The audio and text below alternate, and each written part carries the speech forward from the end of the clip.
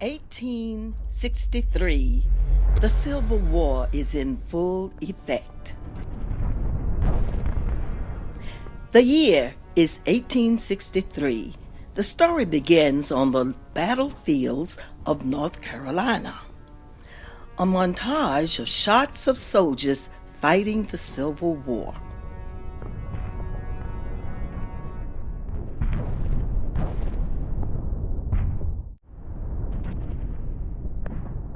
Captain Cuthbert meets with his superiors and is given a new assignment.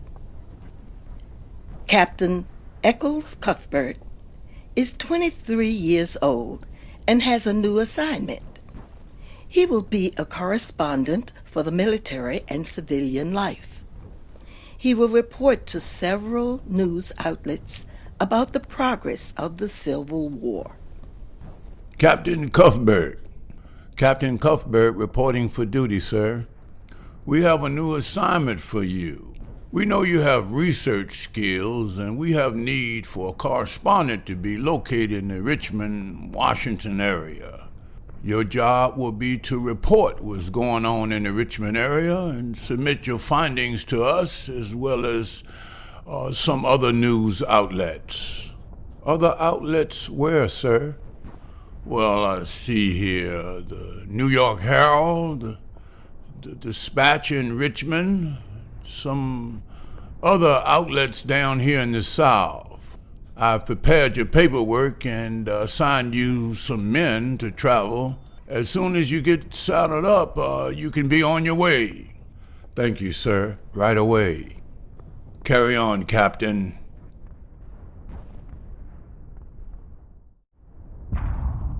Several men saddle their horses to travel north. They report to Captain Cuthbert. They show him their paperwork. Captain Cuthbert, my name is Private Paul S. Jones, and I'll be traveling with you on your assignment north. Here's my paperwork. My name is Private Norman Simmons, and I've been assigned to your regiment as well. Welcome aboard, men. I have my assignment, and we can pick up our supplies. We'll move out at 0800 hours. Yes, sir. Yes, sir.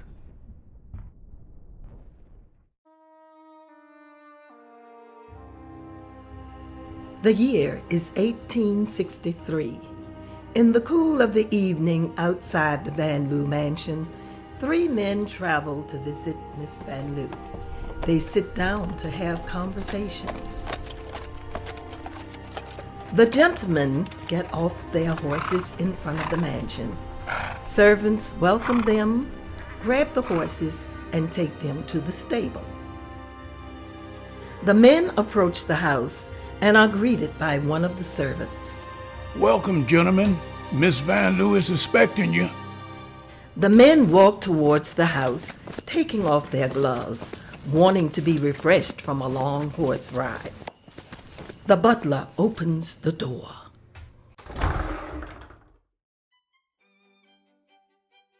Inside the house, they are greeted in the hallway by Ms. Van Loo, the daughter and heir to the Van Loo estate. Good evening, gentlemen. Mrs. Van Loo will be right out. Have a seat in the parlor. The butler takes their wraps and guides them to the parlor. They hand over their wraps and take a seat. Thank you. Another servant comes in to hand them a customary glass of brandy. They all partake. Ms. Van Loo enters the room. Oh, it's so good to see you all. How was your travels? Oh, not bad. The usual. A little sore on the bottom, however. Nothing that time won't heal. They all laugh. Ms. Van Loo sits down. They begin to have a conversation. So, Colonel Cuthbert, are you working on anything in particular at the Herald? Well, Richmond is a very interesting place, being the capital of the Confederacy and all. People everywhere are interested in how the city deals with the war and the effects of post-slavery. So I'll be interviewing several city officials about their positions. Miss Van Loo, we all understand your father and mother's views about slavery in the South. Do you see things the way they did? Very much so. Even to the effect of freeing the slaves that Daddy had. All of them had stayed on as house servants. They are all earning a living and are free to go and come as they please. Interesting. So you carrying on the family tradition, I see. Yes, it's just the way Mama and Daddy have raised me. I was taught to respect God's creations. Sounds like an article. Maybe so. Ms. Van Loo prompts the men to stay the night. Well, men, I trust that you will be staying the night and your stay will be a pleasant one. We will have breakfast in the garden and we can talk some more. The help will show you to your quarters, and I will see you tomorrow morning. Ms. Van Loo excuses herself. A butler comes in. When you gentlemen are ready, I'll show you to your quarters. I think I'm going to turn in. Yes, a good night's sleep will do me good as well.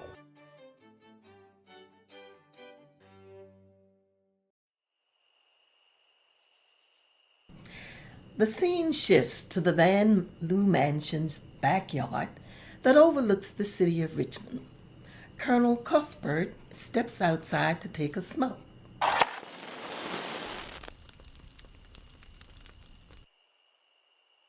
Colonel Eccles Cuthbert steps outside to take a smoke from his pipe. He is drawn to the window of the slave quarters of Elizabeth Draper, short name for Lizzie.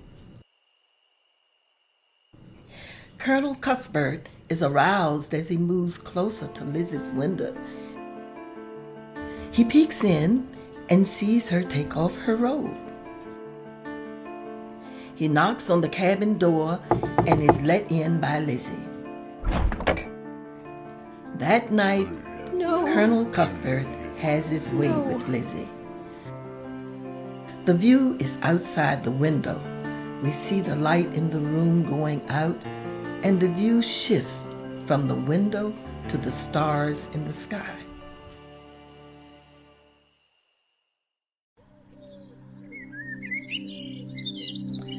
The next day, Miss Van Loo and the three men are having breakfast in the side garden. The servants are bringing them food. Miss Van Loo reaches for a food item. So did you all rest well? Yes, we did right well. About that time, Lizzie brings some more food to the setting. This presents an awkward moment. How about you, Colonel? Colonel Cuthbert looks up. It takes a second for him to realize that the question is directed at him. I slept well.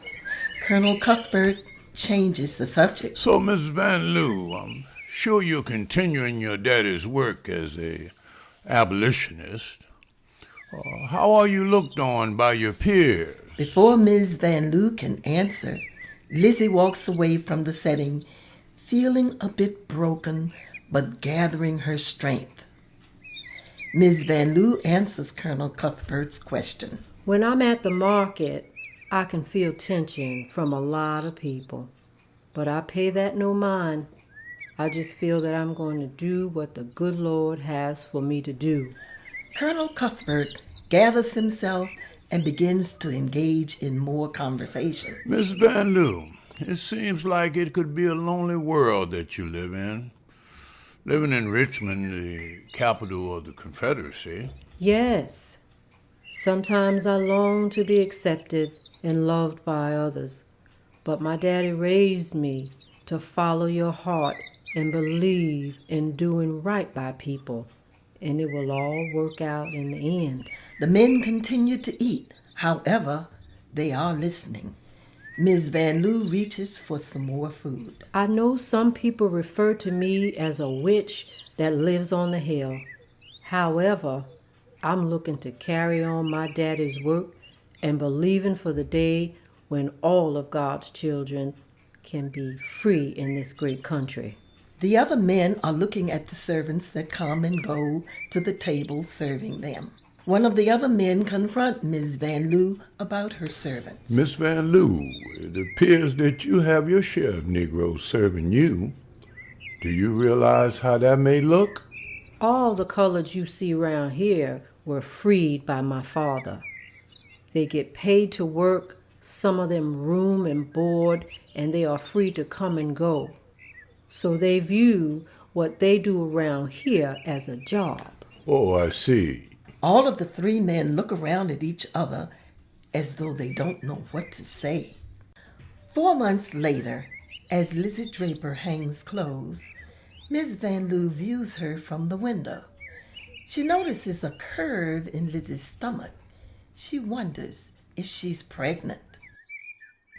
Miss Van Loo makes her way out to the clothesline to have a conversation with Lizzie. As Lizzie takes the clothes from the line, Miss Van Loo approaches her. Lizzie, how are you today? Oh, doing fine, ma'am. Lizzie, I can't help but notice, but if I didn't know better, I would say that you are pregnant. Is that so? Lizzie stops her chores for a second and confesses that she could be. I don't know, but something's wrong. Lizzie hangs her head. She begins to tell Miss Van Loo about what happened to her. Who have you been wallering with? Well, ma'am, one night a few months back, some men came to stay. After they met with you, one of the men, a Colonel Cuthbert, came in my room and he had his way with me. Why didn't you say anything? I wanted to, but I was afraid of the noise and the commotion it would cause. So I just allowed it. Miss Van Loo hugs Lizzie. No, Lizzie. No one has the right to come into your room and take advantage of you. You are free. You are free. She hugs Lizzie even more. Lizzie hugs her back. They cry together. Miss Van Loo is very disturbed that Lizzie was taken advantage of. The scene is 9 months later in the slave quarters. Lizzie is in labor, about to give birth. A lot of moaning is going on in one of the servants' rooms. Elizabeth Draper is giving birth to her daughter. Miss Van Loo, a midwife, and neighbors are there to help and celebrate. A moment of silence in the room. A baby's cry is heard.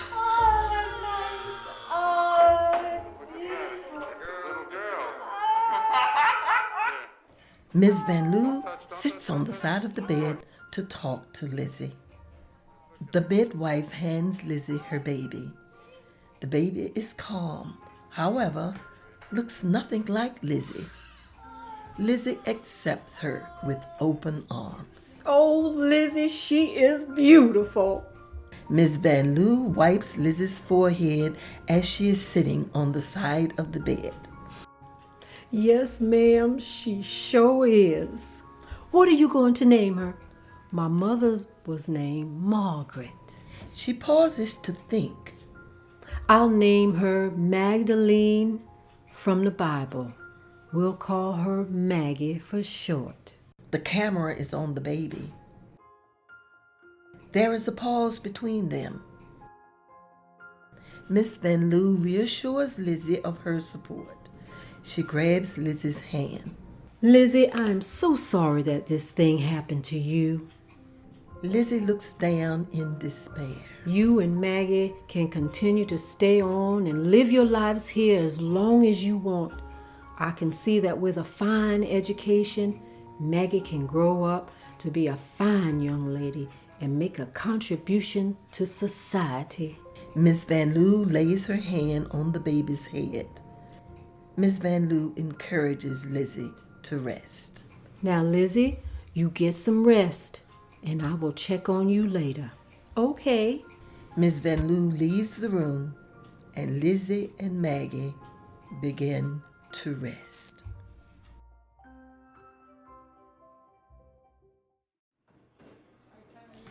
Lizzie is back to work in the kitchen, helping the cook prepare food. Maggie is with the children of the household. She is 1 year old. Lizzie is cutting vegetables in the sink. Other cooks are preparing food for lunch. William Mitchell, a butler, comes into the kitchen. William wants to talk to Lizzie about finds it hard to strike up a conversation. William Mitchell walks in and sets a tray on the table. Morning, Lizzie. Lizzie turns around. She wipes her apron. Morning, William. You look like you're feeling good today, chopping them vegetables and all. Oh, yeah? I have a special way I chop them vegetables. Lizzie has a knife in hand and a smile on her face. She feels like William is trying to pull her leg. I'd like to show you someday. Well, Mr. Mitchell, since you know so much, here's the knife, and show me what you know. William grabs the knife and begins to chop. However, you can see that he doesn't know what he is doing. Lizzie let him chop for a minute or two, then she stops him. Okay, William, I see how much you know about preparing food. You just might need to stick to what you do and leave the cooking to others. She grabs the knife as William laughs, knowing that he had no knowledge of cutting vegetables. He just wanted to share a good time with Lizzie. Give me that knife before Miss Van Loo comes in here and do away with all of us. She tries to paddle his bottom with the side of the butcher knife. He gets out of the way smiling all the time. He leaves the room. Lizzie returns back to the table to begin cutting again. William comes back into the room with another tray. He sits it down. He wants to talk to Lizzie. The tone is a lot serious now. William sits down another tray and begins to take things off of it. Lizzie, little Maggie is getting along fine. She's running around like she belongs. Yes, you are right. I thank the Lord every day that things are working out. You know, Lizzie, Maggie reminds me of a lot of myself. Oh, yeah? How is that? Well, a white man came into my mother's room and I was born. It's a different world when you look out of your eyes and try to understand two worlds coming together. On one hand, you're colored, but you know another side of you is white. The whites don't want you, and the colors think you think you're better. Lizzie stops to think about what William is sharing. I never thought about that. Yeah, but at the end of the day, you still have to live out your world. Lizzie, I admire you and how you are raising Maggie. I'm sure she's going to grow up someday and be something special. William grabs Lizzie's hand, looks into her eyes, and says, I hope I'm around to see it. Well, thank you, William. There is a moment of silence between them. Lizzie takes her hand back. She wipes her apron and then gets back to work. As William leaves the room, Lizzie looks out as if she and Maggie might have a future together with William. A pleasing moment.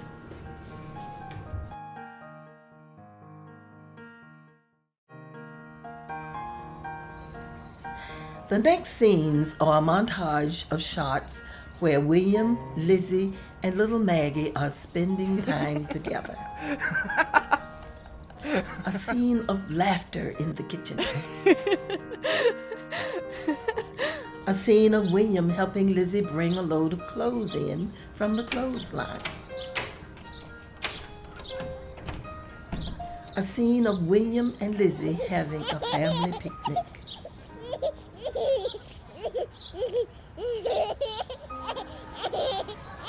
A scene of William and Maggie playing a childhood game. These scenes clearly show that William and Lizzie are engaged in a romantic relationship.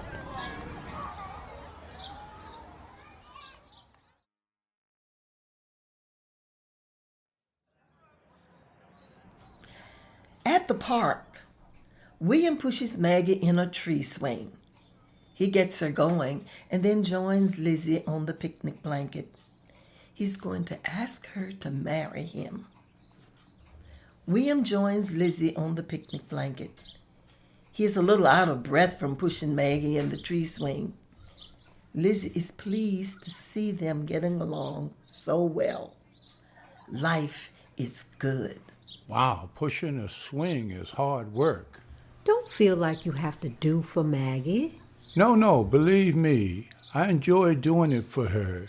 It makes me glad to see her smile. As a matter of fact, I wish I could do more. How do you mean? Well, Lizzie, I've been thinking, maybe you and I could get married, and I could take care of the both of you forever. What? William goes into his pocket and pulls out a ring that he has been saving for. Lizzie's eyes light up. Lizzie, I want you to be my wife, so I can take care of you, the both of you. He puts the ring on Lizzie's finger. Oh, William, nobody has ever been this good to me before. There is a pause. So what will it be? Yes. They hug and embrace and have a moment of satisfaction. They really feel that they are meant to be together. About that time, Maggie joins them on the blanket. Lizzie holds Maggie in her arms as William tells her the good news. Maggie, your mother and I are planning to get married. What do you think about that? I think it's good, and I hope we can all be happy together. They hug again and have a moment of happiness. Colonel Cuthbert sees Lizzie in the marketplace. Colonel Eccles Cuthbert is in the marketplace picking up some fruits and vegetables. He notices Lizzie Draper, the woman he had sex with at the Van Loo mansion. He recognizes her. However, he doesn't speak to her. It's been several years since he had that encounter with her. He notices that Lizzie has a 3-year-old toddler in tow. The little girl doesn't look anything like her mother. She is light-skinned. He wonders to himself if she could be his daughter. It's been about 3 years since he first visited Elizabeth Van Loo. Cuthbert slips away in the crowd, only to see Mrs. Van Loo in another section of the marketplace. Eccles Cuthbert stumbles upon Mrs. Van Loo in the same marketplace. Mrs. Van Loo is eager to let him know about his child, Maggie. Miss Van Loo, how are you? Colonel Eccles Cuthbert, I'm doing fine. How are you? Doing well. I see you here with one of your workers. I saw one of your workers on the other side of the market. Who, Lizzie? She is with me today with her daughter. I see. Did you see her little girl? Yes, I did. Lizzie told me about you having relations with her the first time you came to visit. I see. Is that my child? Yes, Colonel. Her name is Maggie. She is a lovely child, very beautiful, and full of energy and enthusiasm. I didn't know. Do what you can to help her along. She looks more like us than them. In the parlor at the Van Loo mansion, William and Lizzie prepare to share with Miss Van Loo their desire to get married. William and Lizzie are in the kitchen. Lizzie is busy brushing off William's suit coat. She gets him ready to confront Miss Van Loo about their marriage. Hold on for a minute. You have something on your collar. I know, I got it. William leaves the kitchen to enter the room where Mrs. Van Loo is having breakfast. William approaches Ms. Van Loo respectively. How are you this morning, William? Fine. How has your morning been? Oh, just fine. What's on your mind? It's about me and Lizzie. Okay. Well, we've been getting mighty close lately, and I like to ask if it's all right for us to get married. You know, I've been watching you all the last few months, and you seem to be getting mighty close. Yes, ma'am, and I think with your blessings, we can make a go of it. Ms. Van Loo sits up in her chair to hear more. So, William, tell me something. Are you willing to take on Lizzie and her child, Maggie, and treat that child like she is your very own? Yes, ma'am.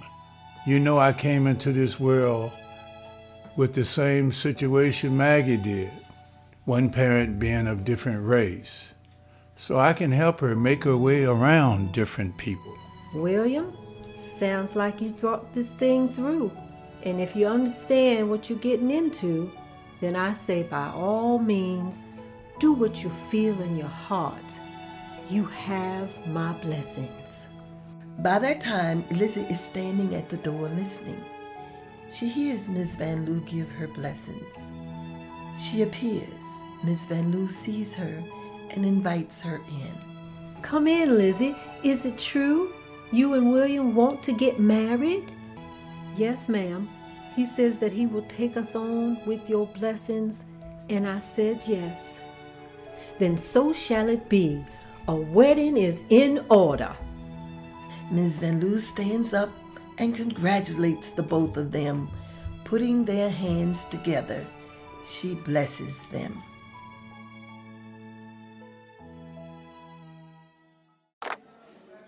In the kitchen at the Van Loo mansion, the scene is in one of the rooms where there are Negroes celebrating a wedding. The wedding is William and Lizzie's. Everyone is clapping their hands in celebration. William and Lizzie are busy having a traditional Negro wedding and all the fixings. Are you happy? You've made me very happy. I didn't even know people could be this happy on God's green earth. They continue to clap, they kiss, and they truly enjoy the festivities well into the night. The couple's bedroom.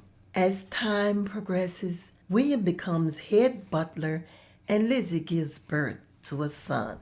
The year is 1870. William comes into the quarters where he and Lizzie live. They have Maggie and a son who is recently born. They talk about the ability for them to strike out on their own.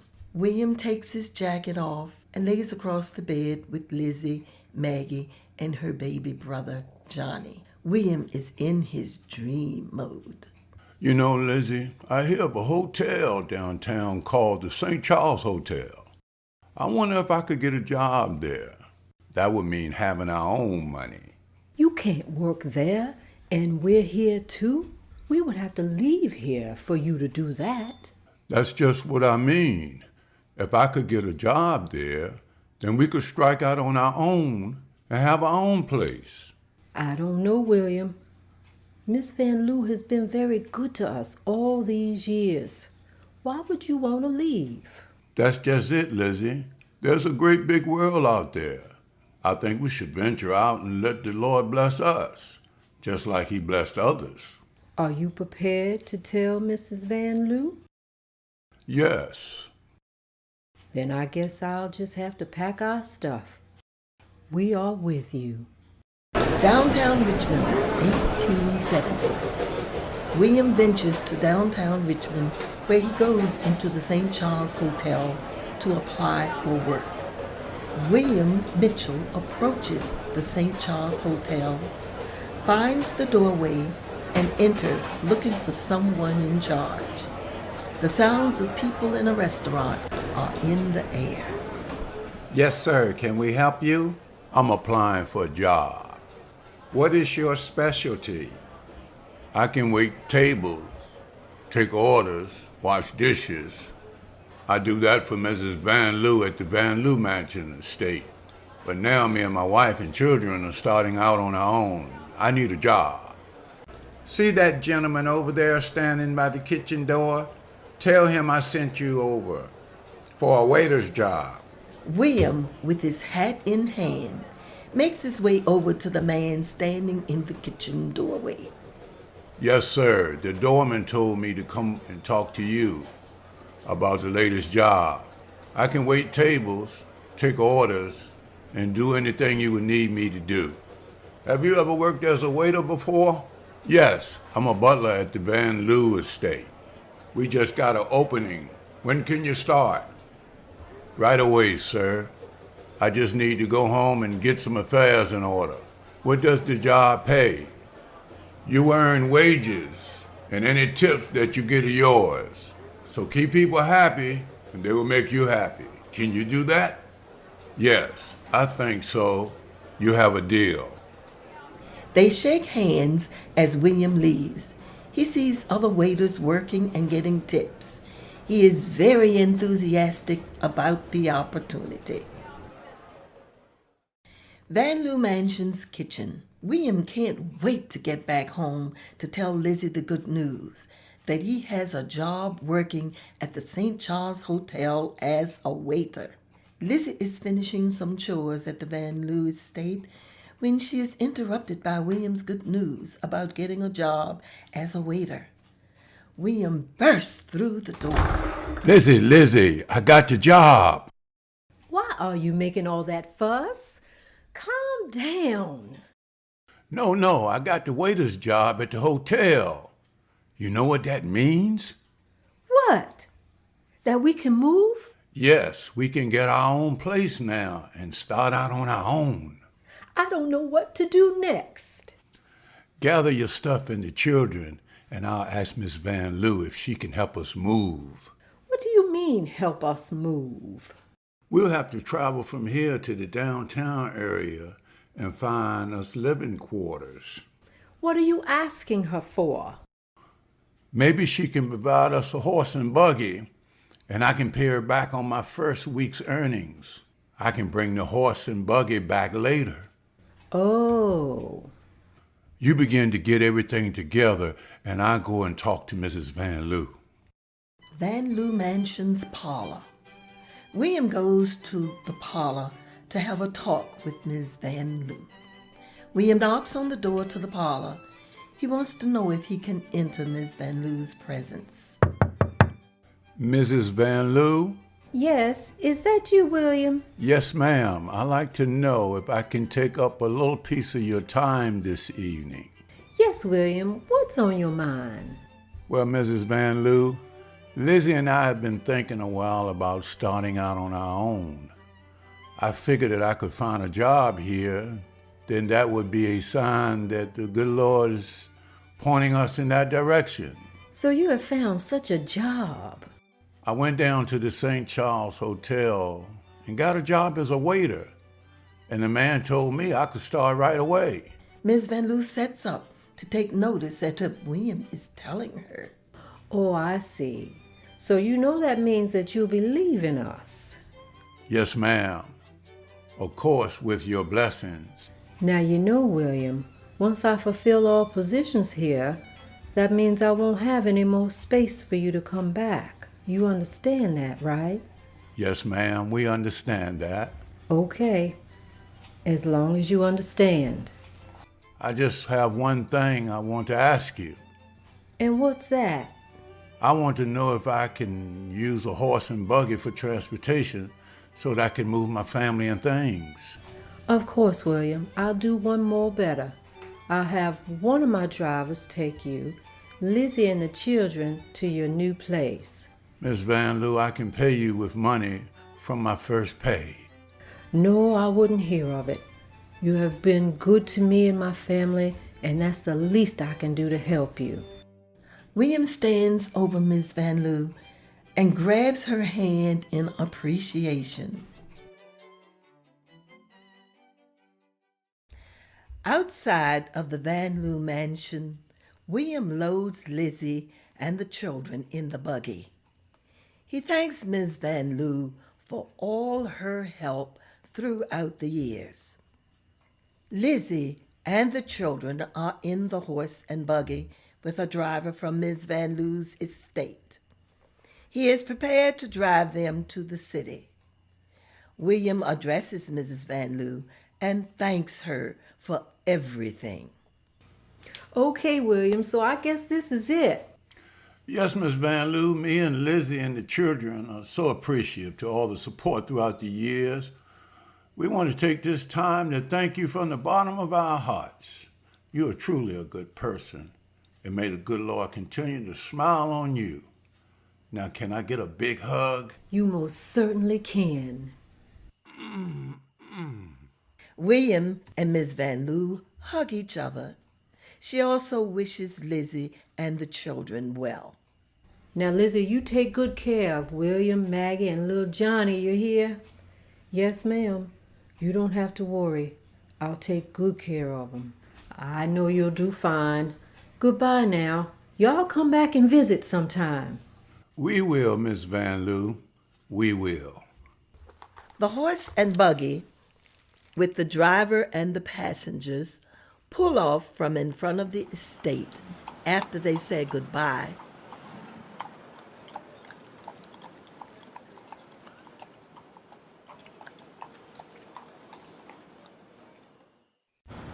The streets of Richmond in 1870. William and Lizzie are traveling in the buggy with the children. As William and Lizzie travel in the buggy, they begin to have a conversation. Lizzie is solely dependent on William's ability to get them a place to live. William has already found a place, and they are headed there. Where are we moving to, William? I found a small place on a street named College Alley. College Alley? Where is that? It's right in the center of everything. It's not too far from the hotel, right where a lot of movement is going on. I think you would like it. I don't know about living in no alley. Not in an alley. College Alley is the name of the street. Lizzie looks at William with a smile of trust in his decisions. This scene finishes with Lizzie smiling as the carriage travels on. William is working at the St. Charles Hotel. He is waiting tables. The people like him. He is an excellent waiter. William is waiting on customers. He is taking the orders and making them feel good. He is also gathering tips. So what will it be? My good man, we'll have the special. The fish, how is it? I highly recommend the fish. It's great. You will like it. I say have the fish. Okay, my good man. The fish it is. Coming right up. You see William helping people. You also see him getting tips, putting them in his pocket. You can tell that he is doing the right thing. William is so good at what he does, he doesn't notice that his success is bothering some of the other workers in the kitchen. 2 busboys in particular. Inside the restaurant at the St. Charles Hotel, William comes back to one of the tables where he knows he has a tip from a customer. One of the busboys is cleaning off the table.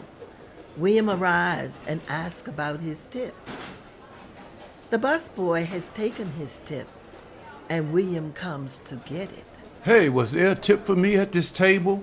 I didn't see no tip. That's funny because Mr. Cunningham always leaves me something. You sure you didn't see anything? I say I didn't see no tip. Why you still asking me?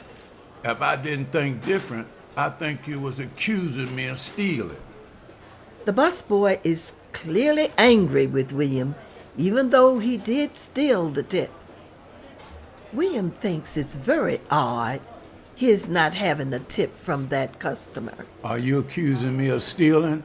Are you trying to get me fired? You can see William stop and think for a minute. No, I was just asking. William walks away as if he knew it is not worth making a big fuss over. As William continues to work, he can feel the tension between him and one of the busboys. He can see that that busboy is talking to his co-worker about the accusation. Did you see that nigga accuse me of stealing his money? Why would he do that? Because maybe I did. Have you been watching that guy? He is pulling in money. They've been giving big tips. I bet he goes home each night loaded. That same busboy shows some money to the co-worker that he stole from William's table. They plot to rob William in the very near future. William lets the incident go. However, he is very disturbed by the situation. He tells Lizzie about it that evening after work. The Mitchells' bedroom. William goes home from work. He empties his pockets of money. He begins to tell Lizzie about the situation at work. Lizzie asks William about work today. William stops for a second to tell Lizzie about the situation at work. How was work today? It was going fine until some money from one of my tips came up missing. What do you mean, missing? Well, normally before the busboys clean off the table, he waits until the waiter comes and gets his tip. Okay. Well, this particular time, the busboy cleaned off the table before I got my tip. Did you say anything to your supervisor? No, I didn't say anything. Why? Well, because I don't want to start any trouble. I have to keep my mind on who I am and where I'm working. I thought it's best to let it go. There are some guys who don't look very friendly who work down there. I understand. William and Lizzie are sitting on the bed counting money. William is back to work at the restaurant. He is having an awesome day. Plenty of customers, plenty of tips. The two busboys have been watching William all day. They didn't see that he has a pocket full of money. This will be the day that William is robbed. William is waiting on customers. How can I help you today? We'll have our usual. I'll get that right up. Waiter, I'll be right there. The two busboys have William in their view. They're watching him collect tips throughout the evening. They plan to rob him after work. It is at the close of the day. William has wrapped up and is ready to leave. William has taken off his apron, ready to leave the restaurant to go home. He has a conversation with the chef. So I think that's about it for today. I'm ready to go home. I think it's about time for me too. Are you working tomorrow? Yeah, I'm working tomorrow. I am too. I'll see you then. William hangs up his apron in the restaurant to walk home in the night air. He hasn't gotten far before he is jumped and robbed in the alleyway. William puts up a good fight, but the two men overpower him. The men try to figure out what to do with him. Is he still alive? I don't know. What are we going to do with him now? Load him into the cart.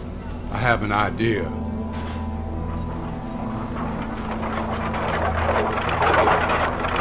They ride down to the river's edge. After the men rob William, they knock him out cold. They wonder what to do with him. They load his lifeless body into a horse and cart wagon. They move fast. They dumped his body into the James River. When they dumped his body, you hear a big splash.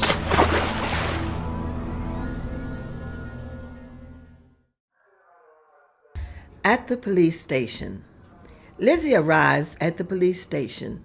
She wants to fill out a missing persons report. I'd like to file a missing persons report. I'm looking for my husband, William Mitchell. How long has he been missing? Since Monday. It's now Friday. I see.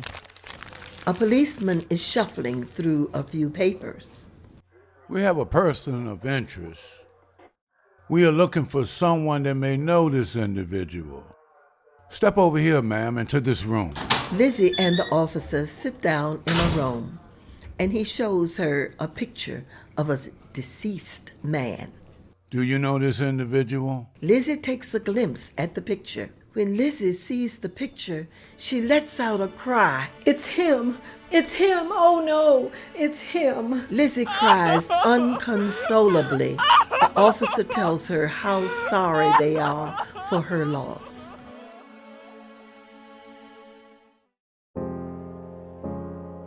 William is being buried at the cemetery. A small gathering of friends and family prepare to bury William Mitchell. Lizzie and their 2 children are in the front row. The Reverend is just finishing up ashes to ashes and dust to dust. Ms. Van Loo is in attendance and has a word with Lizzie after the funeral. Back to the earth. She grabs her hand. That's a terrible thing that happened to William. What do you and the children plan to do? I don't know quite yet. You and the children are welcome to come back and stay with me because I know times are tough. I thank you so much for all of your kindness you've shown us over the years. I feel like William wanted us to make it on our own, and I'm going to try my best to carry on the way I think he would wanted us to. We thank you from the bottom of our hearts. I can understand your decision. However, if you ever need anything, don't hesitate to come see me now. Ms. Van Loo walks off in the distance with the children, giving Lizzie a moment to share with her husband's memory. Lizzie cries, and she asks, "What are we going to do?" Lord, what are we going to do? We were doing so well.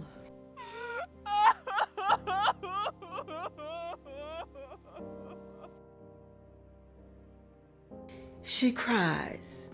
Lizzie catches up with Ms. Van Loo and the children. Are you all right, Lizzie? Yes, ma'am. We're going to keep on moving forward.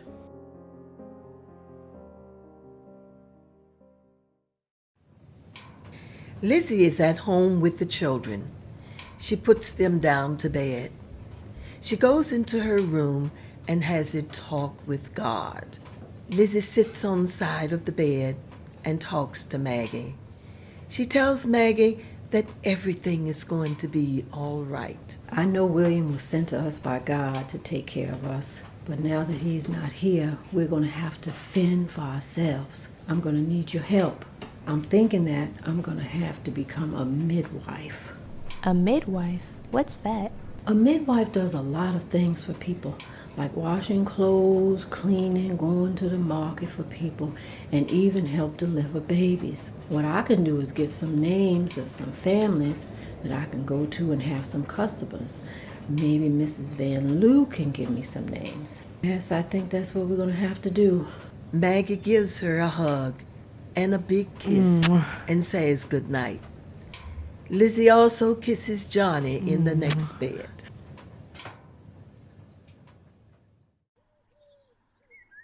At the Van Loo mansion, Lizzie makes her way to the Van Loo mansion.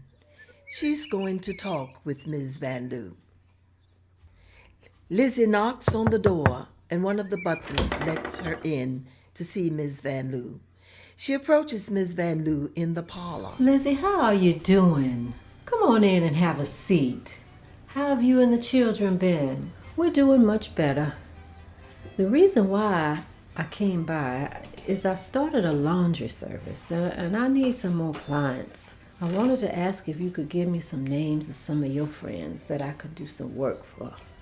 You know, Lizzie, you were always a hard worker. I know whatever you do, you're going to do your best. I have a few friends I could send you to.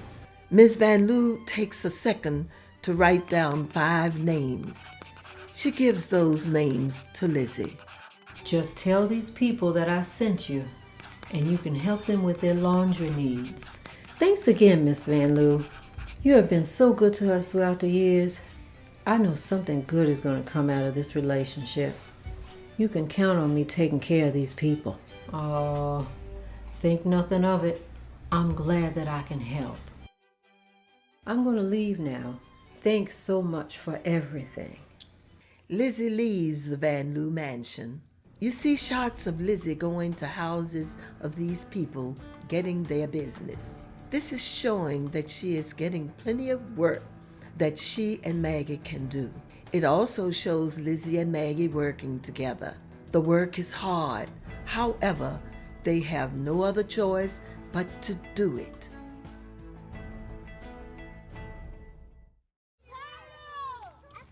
At the elementary school, Lizzie takes Maggie to school and enrolls her. As Lizzie leaves Maggie at school, she tells her about getting a quality education. She kneels down to have a talk with Maggie. Now, Maggie, the other side of this plan is for us to take your education serious. We need you to learn how to read and write so that we can understand things. Does that make sense? Yes, Mother, that makes sense. Are you going to need me this evening after I get out of school? I know you still have a lot of work to do. Baby, one thing I'm learning, and that is you always going to have to work. When you get home, you can play a little, do your homework, and help me later. I love you, Mommy. I love you too, baby. We're going to make it. Now go in there and give us a hard day's work. Maggie leaves Lizzie's arm to go back into the classroom. Lizzie peeks into the classroom and knows that their future is in Maggie. Lizzie looks out with confidence. Maggie is a little girl between 9 and 10 years of age. She is in her classroom with the other children. She is doing well with her schoolwork.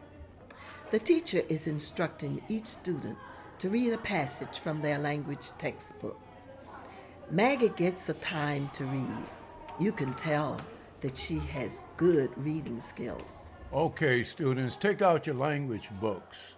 Let's begin where we left off yesterday. We were reading about the dairy cow. A cow must give birth to a calf every year to keep producing milk. Today, modern dairy cows are bred specifically to produce large quantities of milk. Like humans, cows only produce milk after they have given birth. The scene shows that Maggie is a fluent reader. She is an excellent student and has a bright future. The laundry room. Lizzie is doing some laundry work. Maggie is doing some schoolwork in the background. Lizzie is washing clothes. Maggie is reading out loud to her mother. Lizzie is liking what she hears. In her heart, she is very proud of Maggie. Mommy, do you need me for anything? No, baby, you keep on reading. I'm going to stop for a while to help you anyway. All right, then. Maggie stops what she is doing to go and help her mother for a while. You see shots of Maggie folding clothes, helping her mother with the laundry.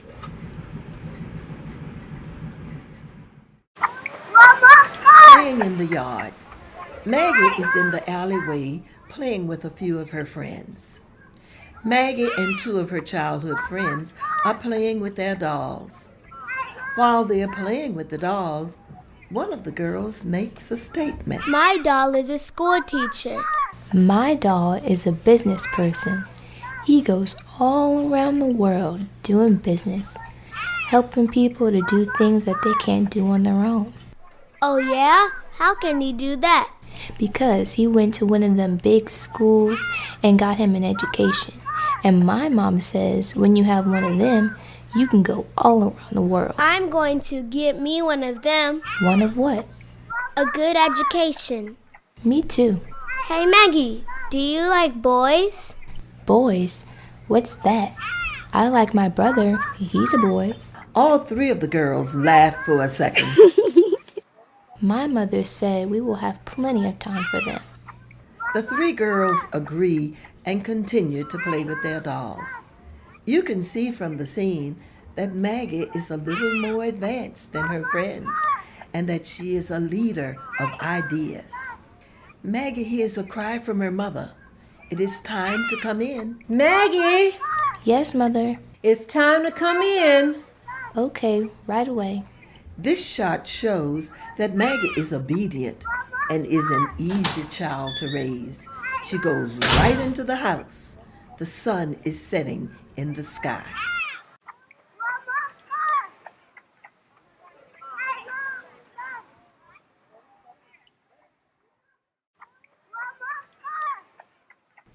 Playing in the yard. It's Sunday morning. Maggie is playing by herself when she is approached by the superintendent of Sunday school, William White, of First African Baptist Church. Superintendent William White would often walk over to the church neighborhood and invite children to come to Sunday school. This particular morning, William White invites her to come to Sunday school. He approaches her. Hi there, little girl. What's your name? Maggie Mitchell. Did you know that we have Sunday school over here at the church? No, I didn't. Would you like to come someday and see what we're all about? Or do you know what we're all about? Yes, I think so. That's where you learn about the Bible. The Bible is God's will to His people. The Bible teaches you how to have a good life. That's right, Maggie. Do you think I can ask your mother, can you all come? Or do you think she would let you come? Let's go ask her. Okay. Superintendent White follows Maggie over to her house. Maggie goes inside and tells Lizzie that a man from the church wants to speak with her. Yes, ma'am. My name is William White. I'm the superintendent of Sunday schools over at First African Baptist Church next door. I normally come over to the neighborhoods to see if there's children who would like to attend Sunday school. I saw little Miss Maggie here and these other children. Mr. White is standing there looking very presentable to Lizzie, and what he is telling her, Maggie and Lizzie are inside the screen door. Lizzie asks Maggie, "Do you want to go?" Yes, Mommy, I want to go. She looks at Maggie and looks at Mr. White, then agrees. Oh, thank you, Mother. Yes, ma'am. We always have our workers walk the children back to their neighborhoods so that they can get home safely. Maggie would be fine. You see Superintendent William White with a gathering of young people and Maggie Mitchell walking to the church so that they can all attend Sunday school. Making his way across the field, Superintendent William White introduces Maggie to one of the Sunday school teachers. She is invited in and takes a seat. He peeps in the class and asks the teacher to step outside. Mr. White gestures to the teacher. Hold on, class. I'll be right back. Yes, sir. Mr. White? Here is a new student for you. Her name is Maggie Mitchell. She lives over there off of College Alley. Oh, I see how you're doing. Maggie, I'm doing fine. would you like to come into the class? Yes. All right, come right on in. All right. We will have lots of fun. The Sunday school teacher and Maggie go into the classroom. Maggie, you can take a seat anywhere. Class, this is Maggie Mitchell. She doesn't live too far away from here, and I want you to welcome her today to Sunday school. Who can tell Maggie what Sunday school is all about? One little girl raises her hand. Okay, you tell us.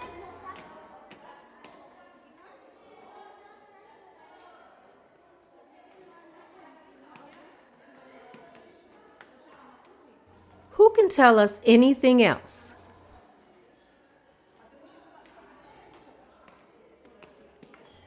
That's right, class. Maggie, do you attend any other church? No, I don't. Well, I hope that you will continue to come and learn all that you can. Ask as many questions as you can. Now turn to the book of Matthew. 5th chapter as we begin reading about the Beatitudes. Begin reading at verse 3.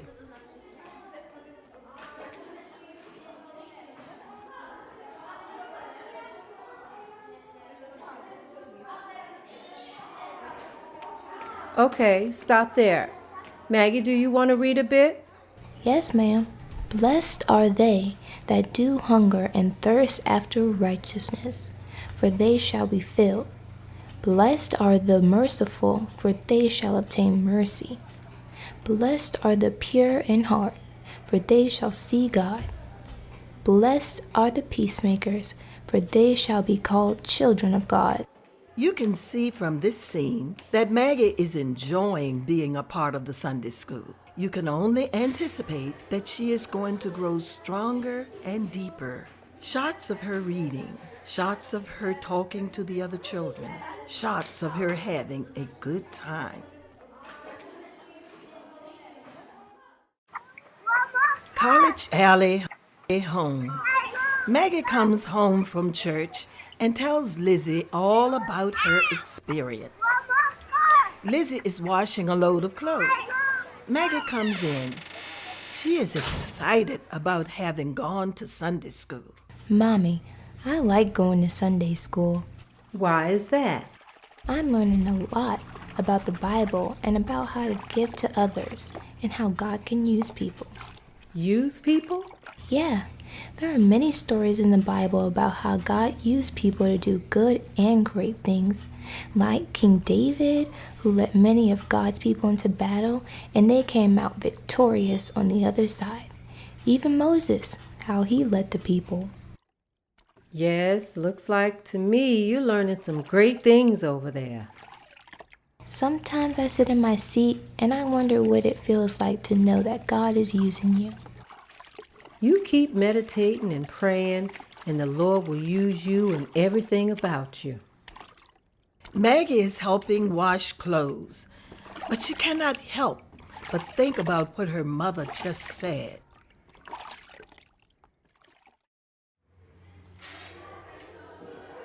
Church Sunday school classroom. Maggie is at Sunday school. She is in one of the classrooms. When one of the teachers asks if they can use one of the students to do some filing, Maggie's teacher suggests her. Who do you have in your classroom who can maybe help me with some work that I could get done? What type of work? I got some stuff that needs to be filed, so it needs to be someone who can read a bit. A Sunday school teacher looks out over the class. She recognizes Maggie.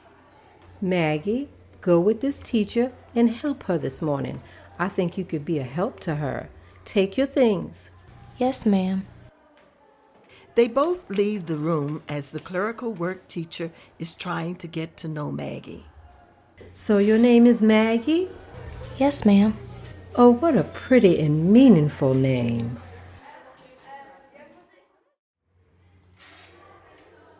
Secretary's office. The secretary introduces Maggie to the work that she is doing. She is the secretary for some of the church's civic activities. The secretary takes Maggie to her office. She opens the door with a key. The two of them go in to do some work. Maggie, do you know anything about clerical work? Like filing and organizing, you mean? Yes, I've been believing God for some help for a long time. It's always something. Maggie looks at some of the papers and begins to organize a few into different stacks. She reads the names of the organizations. I want to explain a little bit to you about the independent order. You know, this is a church, and it's for the people. There's a saying called benevolence. That means that we should be able to take care of our own sick, widows, and bury our own who has passed on. If you can read, file, and organize, there's a place for you around here. Maggie looks in a daze. However, she knows that she has the ability to do the job. Wow, this seems like a lot. It's not too bad. You just have to constantly organize and keep things in order. Say that word again. That's in the Bible. Benevolence or charity means love. When you begin to deal with helping people that are hurting, that's the message of the day. And the church does all of that here in this building? That's it, Maggie. About that time, Reverend Holmes stops by. He wants to have a word with the secretary. He sticks his head in the door. Good morning. How is everyone? Oh, doing fine, Reverend. How are you? Doing fine. Just checking with you all. He sees Maggie in the office doing some work. He comments to the secretary. Who's the new recruit that you have here? This is little Maggie Mitchell. She lives over in College Alley. She was recruited by Superintendent White. He took her straight to Sunday school. And guess what else, Reverend? What's that? She can read and write and comprehend. Does she know about the order? Yes, we have talked about it, and I'm about to show her the councils and how we elect officers and all. Well, if she is willing to take in all of that, I say show it to her. I'll leave you all to get some work done. Okay, Reverend. As the Reverend leaves, he looks through the door and watches Maggie working, trying to get an understanding of everything that the secretary is telling her. He can sense in his heart that there is something special about this little girl.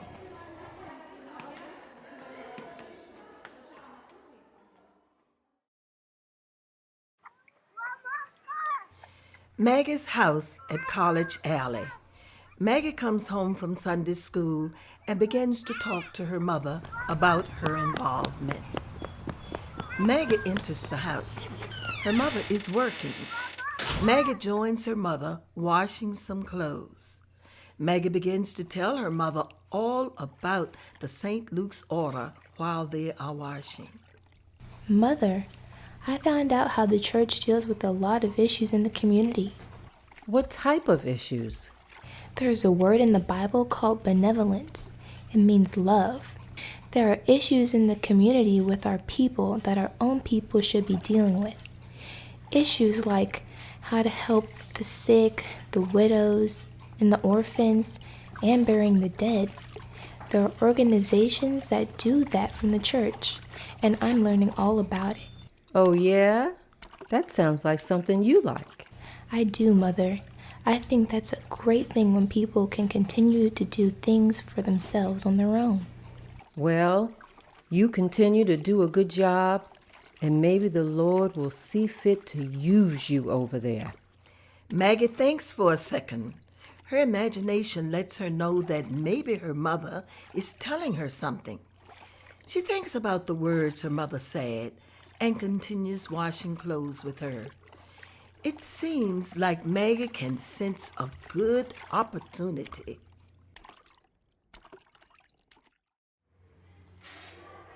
In the secretary's office, Maggie is at the church doing some clerical work. Reverend Holmes stops by and asks Maggie to see him in his office. Reverend Holmes stops by the secretary's office and sees Maggie working. He takes the opportunity to ask her to step into his office. He wants to talk about the St. Luke's order.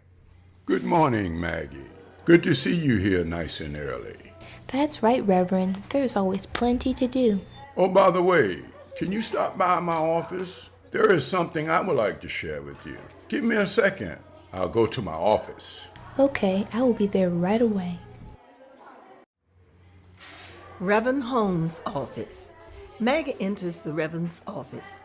She gives a gentle tap on his door. The Reverend arrives at his office, and a few minutes later, Maggie comes to join him. Maggie taps on the Reverend's door. Yes, come in. Yes, Reverend Holmes, it's Maggie Mitchell. Yes, Maggie, come in. Have a seat. She has never been in his office, and she marvels at all of his achievements. The plaques on the wall and some of the pictures with the dignitaries catch her eye. I called you to my office because we all have been observing your work ethic. I think you can make a great contributor to the St. Luke's order. You can read and you can write, and you seem to be embracing the concepts of the Benevolent Society. I think if you wanted to, you could take over one of our councils. Oh, You know, we have over 70 councils throughout the state of Virginia, and we could certainly set you up to be one of the elected officials, maybe a secretary for starts. I've got one council in particular. It's called the Good News Council, number 16. I'm going to put you in touch with the group. And how about if I assign you to that group? You think that you could take it to another level? one thing that I am sure is that I will give you everything that I have. Okay, then I will make that happen. Also, one of the requirements of the church is that you be baptized. Let's get that done this morning. Go to the baptismal committee and put your name on the list, and we'll take care of that this morning. Yes, sir. Maggie gets up to leave. The Reverend has one more statement for her. Maggie, I see great things for you. You just keep working from your heart and let your conscience be your guide, and you'll do fine. As Maggie leaves, you can see that she is very humbled at the words of Reverend Holmes. The next scene you see is Maggie being baptized. Church sanctuary. Maggie is standing in the line ready to be baptized. She has her baptismal garments on. The Reverend is doing the baptizing. As Maggie's turn comes, he calls out her name and baptizes her into the body of Christ. Sharon Smith, I baptize you into the body of Christ. Maggie Lena Mitchell, I baptize you into the body of Christ. About that time, he takes Maggie, turns her around, and submerges her into the water. Maggie is wet. Her clothes are clinging a little tight. She is a pretty young girl. She catches the eye of Armstead Walker. Armstead Walker is in the congregation, and he sees Maggie. Armstead Walker plots a strategy to meet Maggie. He is years older than she. Meanwhile, Maggie is working with one of the councils at the St. Luke's Order, called Good News Council number 16. Good news means the good news of the gospel. The camera now shows her being in charge and doing a lot more organizing. She is getting a handle on her work.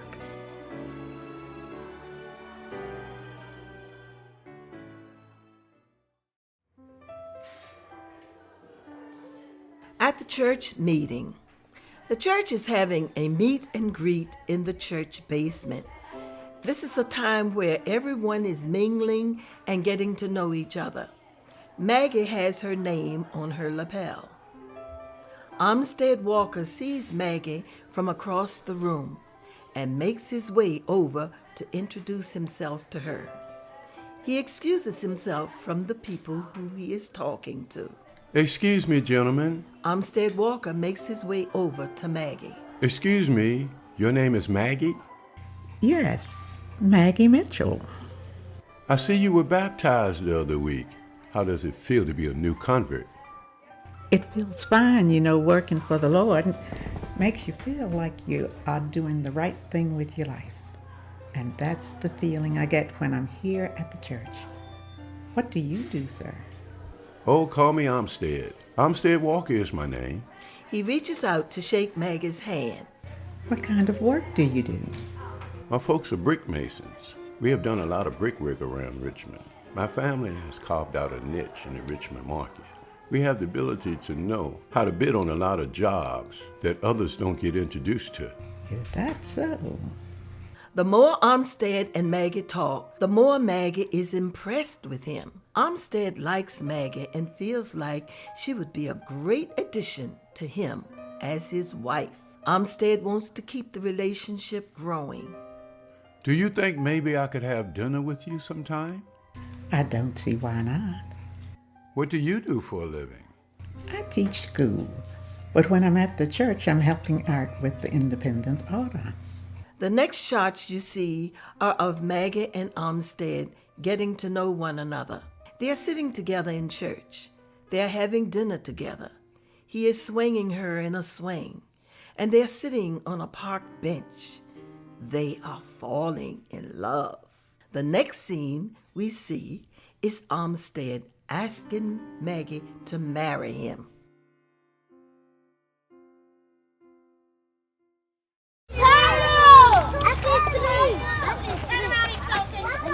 Armstead and Maggie are at the park.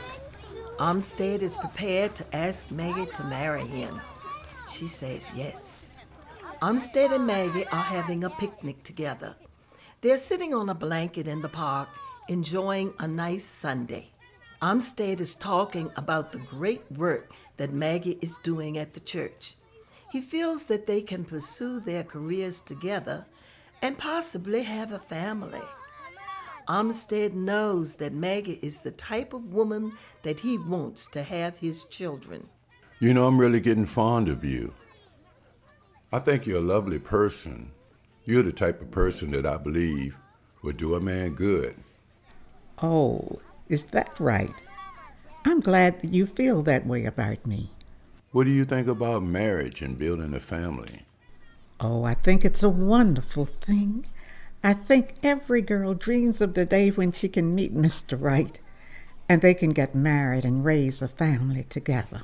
About that time, Armstead goes into his pocket and gets a ring. Maggie, I'd like to know if you would be my wife. We can move into the little house across the street from my family. We can start a life together. I wouldn't stop you from doing the work that you so love to do. On the other hand, I can support you.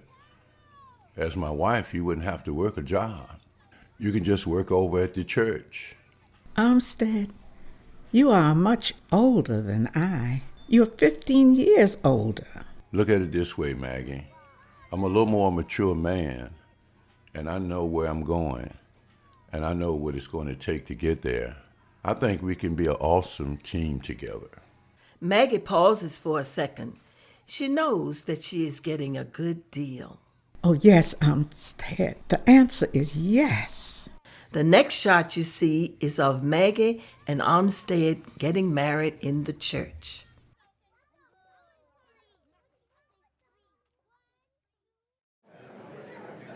The church meeting room. The St. Luke's Order is having an annual meeting. They need to elect new officers. Maggie's name comes up for consideration as secretary. Maggie is doing so well that at the annual meeting of the St. Luke's Order, Reverend Holmes wants to see Maggie voted in as a secretary of the Good Idea Council number 16. The group comes to order.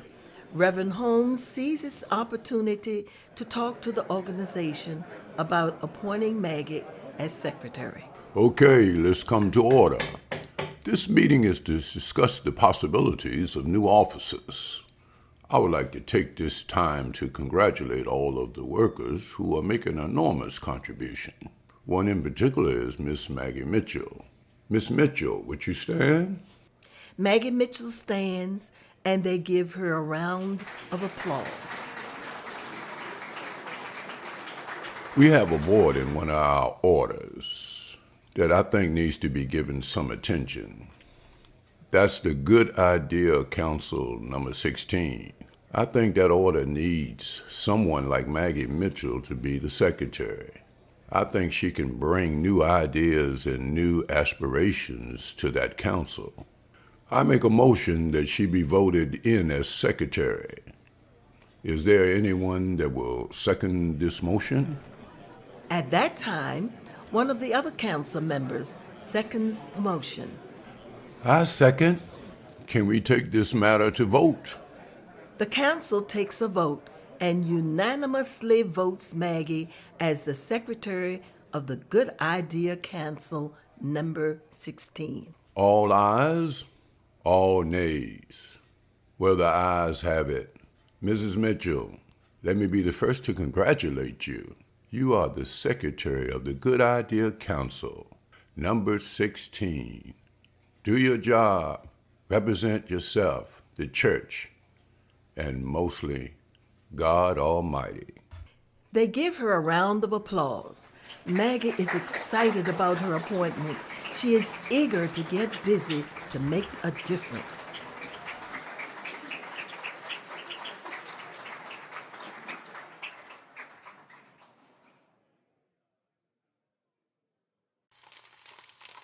Maggie and Armstead's house. Maggie and Armstead are settling into married life. Maggie cooks breakfast for Armstead. She takes the food from the stove and serves Armstead at the table. You can see she is pregnant with child. Armstead recognizes Maggie's efforts to be a good wife. He stands up and gives her a hug of appreciation. Maggie is not too far away from giving birth. You know, from the day I saw you at the church, I knew you were the one for me. Thank you, Maggie, for being so good to me. I just want you to know that I appreciate and love you. Oh, yeah. Let's bring it all out. Are you feeling guilty about something? No. Why can't a man say to his expecting wife, the wife who is about to have his child, that he loves and appreciates her? He gives her a hug. Maggie gets choked up and cries on Armstead's shoulder. This scene shows that Maggie is a very appreciative and sincere person.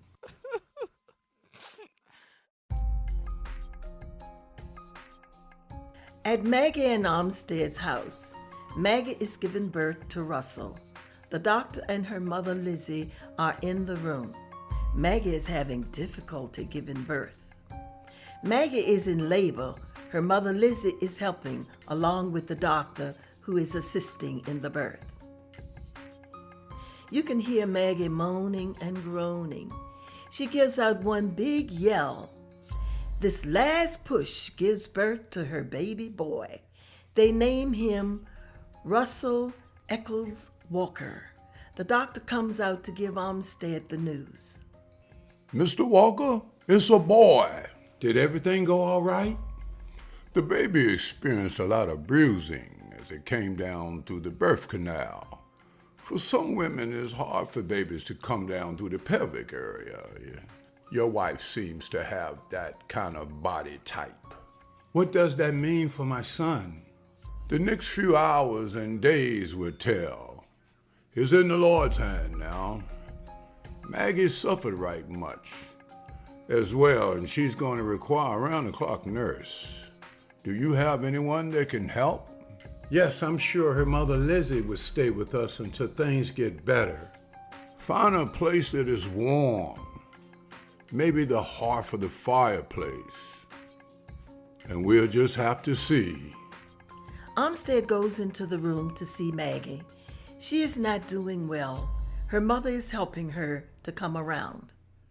Lizzie encourages Armstead that everything's going to be all right, and that she has done this type of work before, that she believes that her daughter will be fine in time.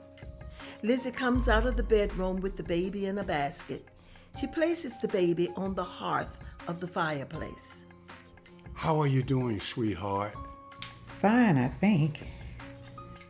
He leans over Maggie and gives her a kiss. Did you hear we have a boy? Maggie nods her head. Yes. Armstead looks at Lizzie. Lizzie leads him out of the room, and she brings the baby behind her. They go into the next room, and Lizzie places the basket with baby Russell in it on the hearth. They don't know his fate. Lizzie believes that she can nurse Maggie back to health. I've seen these types of births before. Some can go fine and some don't. We'll just have to pray and believe that there's a purpose in all of this. I don't really want purpose. I want my family to be all right. Armstead, some things are out of our control, and all we can do is offer up our hope and prayers. I'll stay with you all and help all I can. You can count on me for that. So the best thing that you can do is to go back to work and leave everything to me. Thank you so much, Mother Mitchell. I thank God for you. Now you go. That's right. Go ahead and get out of here so that we can continue to get well. I have everything under control. Thank you again so much. I love you. Armstead gets ready to leave, but before he does, he hugs his mother-in-law and most of all, kneels down to kiss his son Russell. The final shot is baby Russell in the basket, clinging to life, and Armstead leaves to go to work.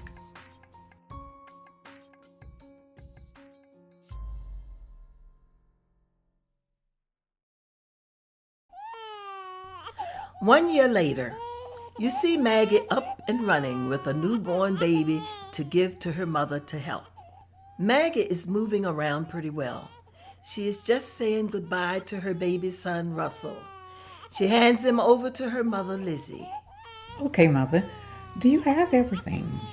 Yes, we got all we need. Now you run along now. We have everything here just fine. Now you go on. Maggie kisses Russell one more time and is off to the St. Luke's building. She is walking through her neighborhood, seeing how people are living. She takes good notice as she walks through the neighborhood. She speaks to the people in passing. Inside Mr. Forrester's office, Maggie stops by Mr. Forrester's home to discuss a new endowment policy. Maggie passes through the neighborhood of the True Reformers office. She notices how there are black people going in and doing business, and it sparks her interest. Her desire is to study their programs a little closer. Maggie stops by Mr. Forrester's office. She wants to have a talk with him about the endowment policy idea. She wants to give him an update on the new endowment plan and new insurance policies. Maggie walks up to the front door. Hello, Mr. Forrester. May I come in? Yes, come on in and have a seat. Mr. Forrester, in light of the times we are having, here's the first draft of our new endowment policy that we talked about last evening. Maggie takes some papers out of a briefcase. This is everything we talked about, and our meeting is the first draft. So look over everything and make sure that it's all in order and ready to put into place at our next meeting. Now these membership dues, are they 50 cents a month? Yes, it is one fee for the month, and we hope that this will generate more policies throughout our membership and the community at large. I got my eyes on some other things too, but for right now, this is what is ready to go. Hopefully this policy will build up morale among the members so we can keep it going. We just have to make it understandable. Yes, sir. You are doing a remarkable job. Keep up the good work.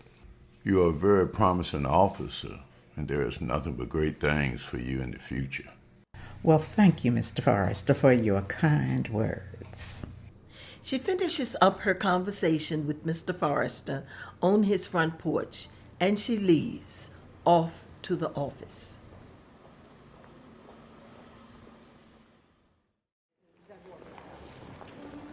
At Maggie's office, Maggie enters her office. She sits down and thinks for a second about what she had seen at the True Reformers. Maggie enters the building, meets and greets everyone, and goes into her office and takes her seat. Mr. Jones, what do you know about the True Reformers? I need to know more about what they are doing.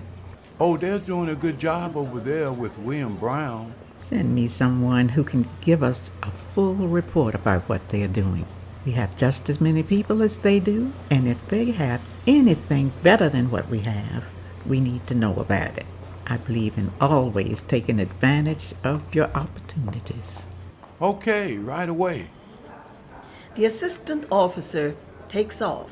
Maggie sits there at her desk, looking and gazing out of the window at what she is about to learn and undergo. At the True Reformers Building, William W. Brown, president of the True Reformers, is doing business. People are walking around in a large office scenery. This is a typical day at the True Reformers headquarters. People are walking around conducting business. We need to continue to keep the edge. We need to make sure that we have all the products like our competitors. Isn't that right? You're sure right, Mr. Brown. Well, you make sure that you help me stay ahead of the game here, making sure that we have the right products before the people.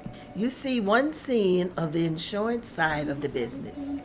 You see another side of the banking business.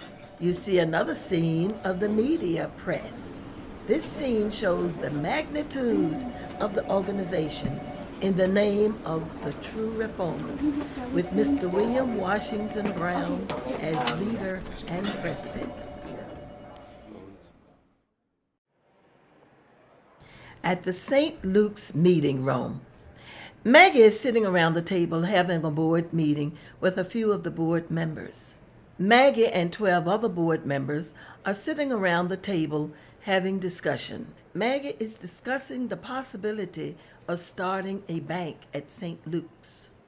I'd like to bring up some ideas and things that I have noticed about other companies like ours.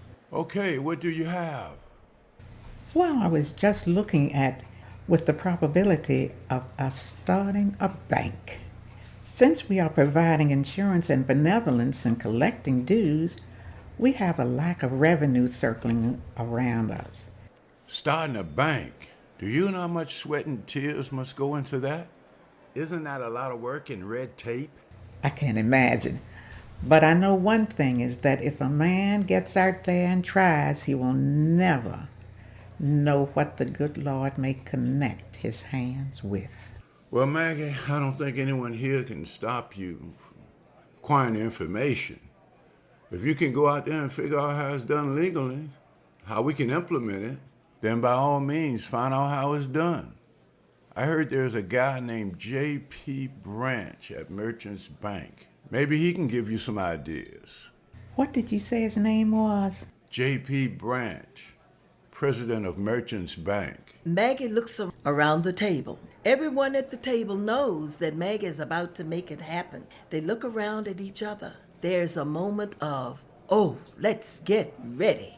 Everyone around the table recognizes that Maggie is providing exciting leadership. The scene fades to black.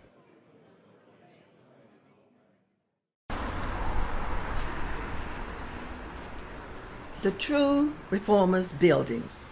Maggie has an appointment to go see Mr. William Brown. Maggie Walker enters the True Reformers Building. She has a meeting with William Brown and approaches the secretary to let her know of her appointment. How are you doing, Mrs. Walker? How can we help you today? I have a meeting with Mr. Brown. Will you tell him that I'm here? Yes, right away. The secretary gets up to get Mr. Brown. She returns to Maggie and makes the statement. Mrs. Walker, Mr. Brown will see you now. Maggie enters the office of William Washington Brown. How are you doing, Maggie? How's things over at the Independent Order? He rolls back in his chair. Doing just fine. Always plenty to do. You're right about that. What do you think about this place called Richmond, Virginia? I still can't believe white folks was letting us have a little piece of the economy over here in Jackson Ward. I thought they would have made some regulation by now that cut us out anything that we could do for ourselves. So what do I owe this visit?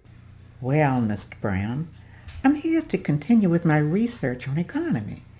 In other words, we are considering some of the privileges of what owning a bank have to offer. I'm not here to ask you to give away any business secrets. I need to find out how to navigate the process, and I came to find out if you would lead me in the right direction. William W. Brown thinks for a second and then gives Maggie an answer. There's a person at Merchants Bank named J.P. Branch. It is said that he has great compassion for people. Maybe a talk with him would give the opportunity for him to share some things with you. They have all the information you need to be in banking. Is that a difficult process? Wasn't for us. Of course, it's important to have all your I's dotted and your T's crossed. If not, you can get in some big trouble with mismanaging people's money. After hearing William Brown's response, Maggie goes into a daydream mood. She doesn't see or hear anything that William Brown is saying anymore. Her mind is now focused on J.P. Branch and Merchants Bank. Maggie prepares to leave as Mr. Brown is still talking. Well, it's been a pleasure seeing you again, and I just stopped by to inquire about the topic. Hope that I've been some help to you. I've always liked the work that the church is doing at the independent order. And tell your husband I said hi, and I'll see him at church Sunday. Oh, Mr. Brown, thank you so much again, and I appreciate the information. The church basement. Maggie is in the basement with a group of women. Maggie has a group of women that she is representing. They want to participate more in activities out in the community. They are not feeling respected by the men of the order. Now, everybody get together, and when I count to 3, we all take off and get the seats in the front. Because when I give my speech, I want you all right up front. 1, 2, 3.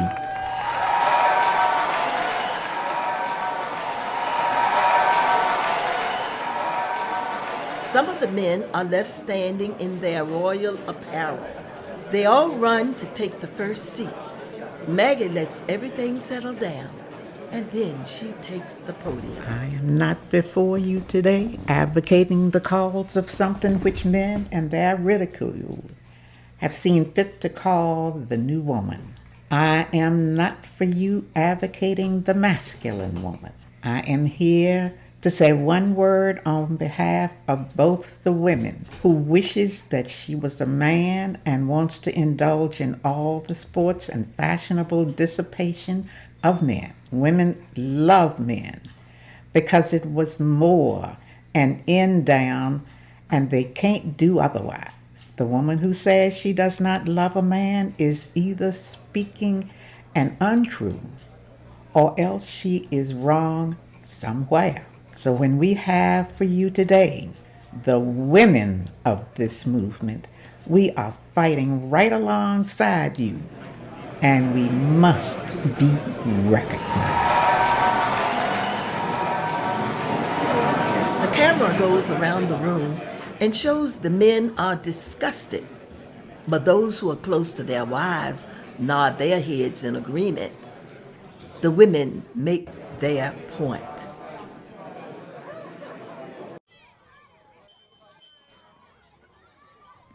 The schoolyard, establishing a juvenile department.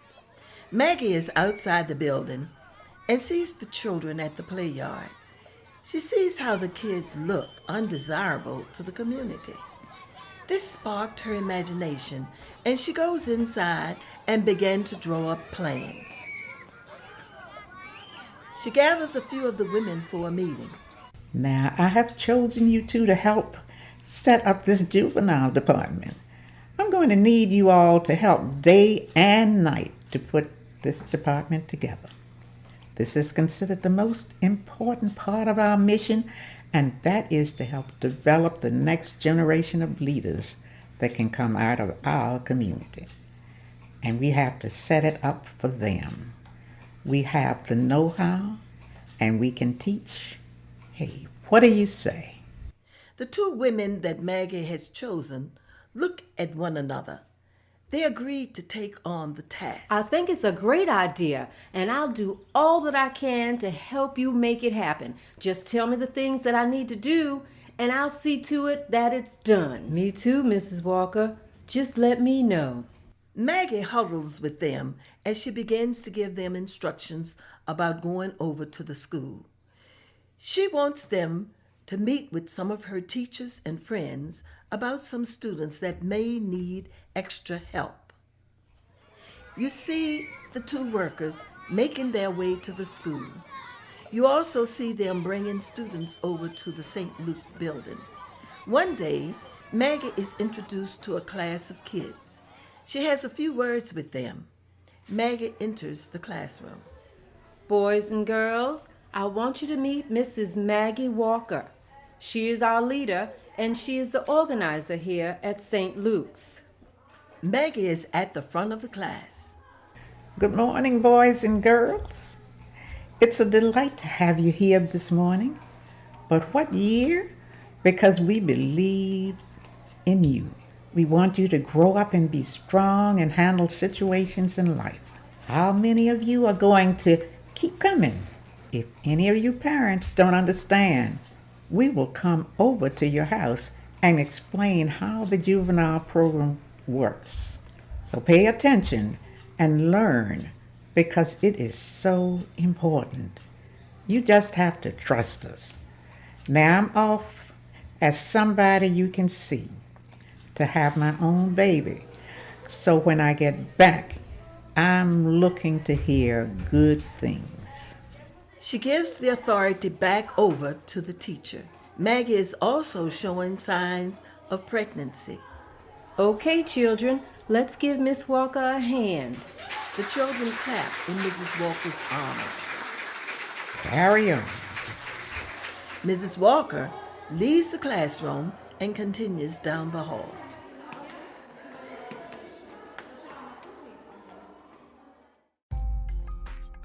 Maggie's bedroom. Melvin DeWitt is born. Lizzie is helping Maggie give birth to her son, Melvin. Armstead and Russell are in the other room.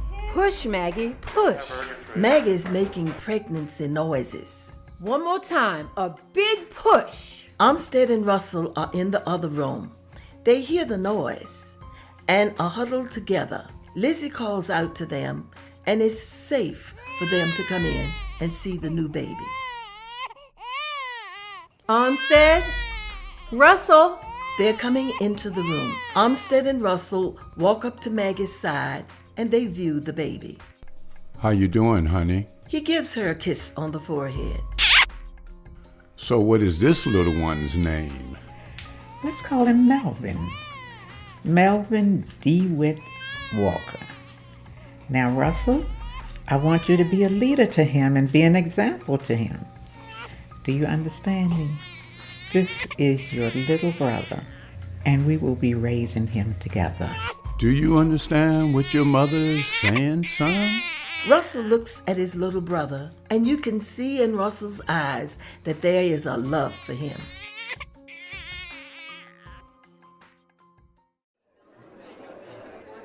Meeting at St. Luke Hall. Forrester quits the Grand Council.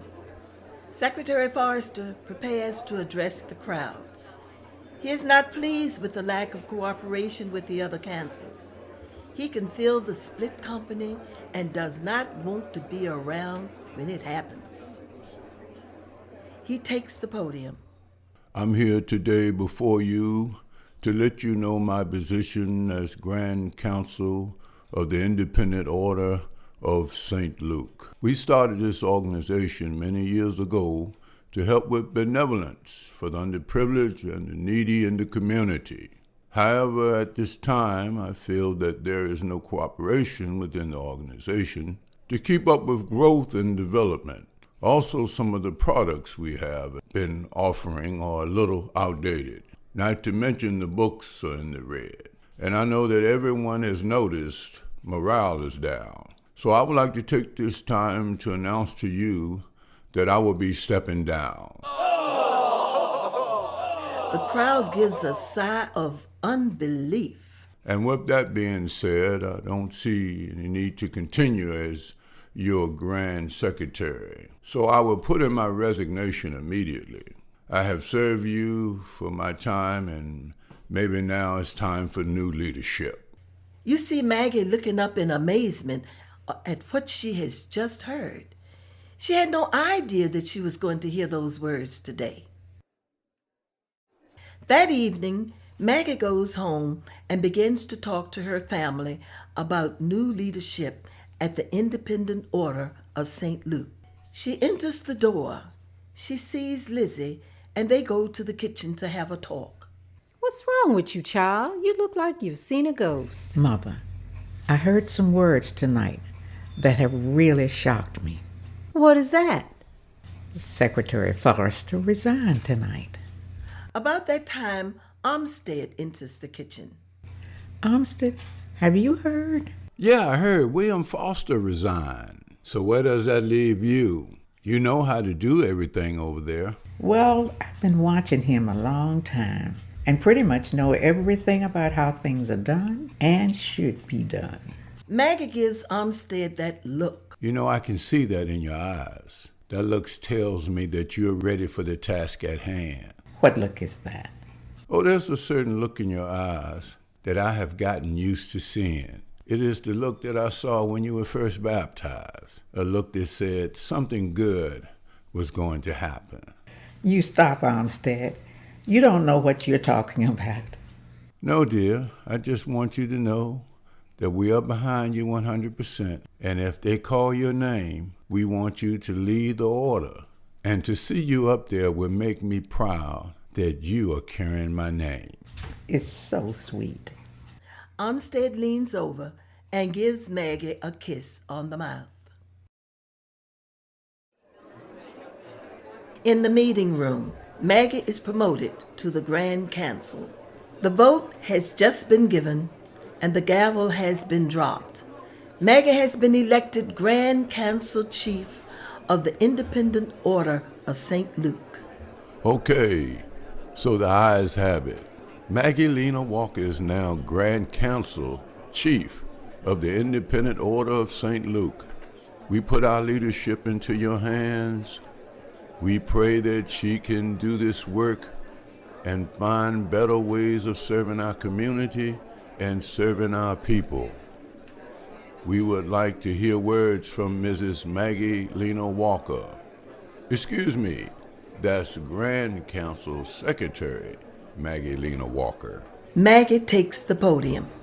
Fellow members, I've thought long and hard about this opportunity to become your leader, and I wondered if I could cause more harm than not by accepting this great honor.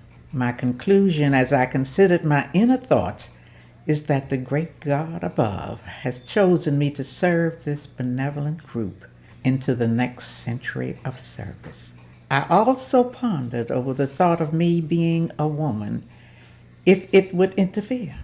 So let's gird up our efforts and move forward.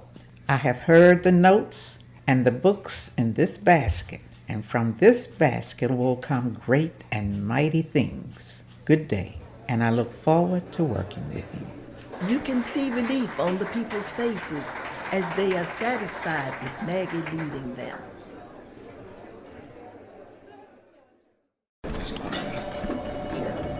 Maggie's office. Maggie starts the Good News Herald. Maggie is in her office when she is approached by one of the press room workers. Miss Walker, come into the press room. We have something to show you. The first issues are coming off the press. Okay, I'm on my way. Maggie leaves her office and enters the press room, where you can hear the motor of the press machine running. The press room worker hands Maggie the first copy of the St. Luke's Herald. Miss Walker, this is the first copy of the St. Luke Herald. He hands it to her in front of the other workers.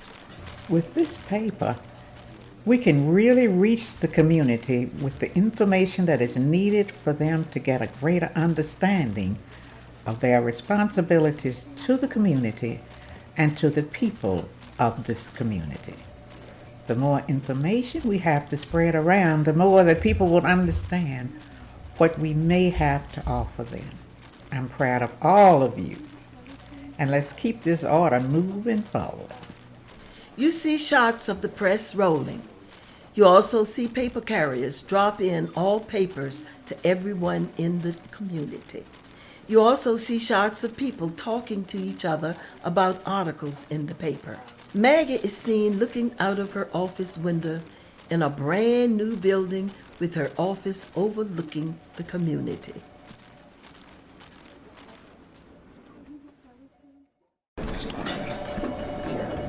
Maggie's office. Maggie starts the Good News Herald. Maggie is in her office when she is approached by one of the press room workers. Miss Walker, come into the press room. We have something to show you. The first issues are coming off the press. Okay, I'm on my way. Maggie leaves her office and enters the press room, where you can hear the motor of the press machine running. The press room worker hands Maggie the first copy of the St. Luke's Herald. Miss Walker, this is the first copy of the St. Luke Herald. He hands it to her in front of the other workers. With this paper, we can really reach the community with the information that is needed for them to get a greater understanding of their responsibilities to the community and to the people of this community. The more information we have to spread around, the more that people will understand what we may have to offer them. I'm proud of all of you, and let's keep this order moving forward. You see shots of the press rolling. You also see paper carriers drop in all papers to everyone in the community. You also see shots of people talking to each other about articles in the paper. Maggie is seen looking out of her office window in a brand new building with her office overlooking the community.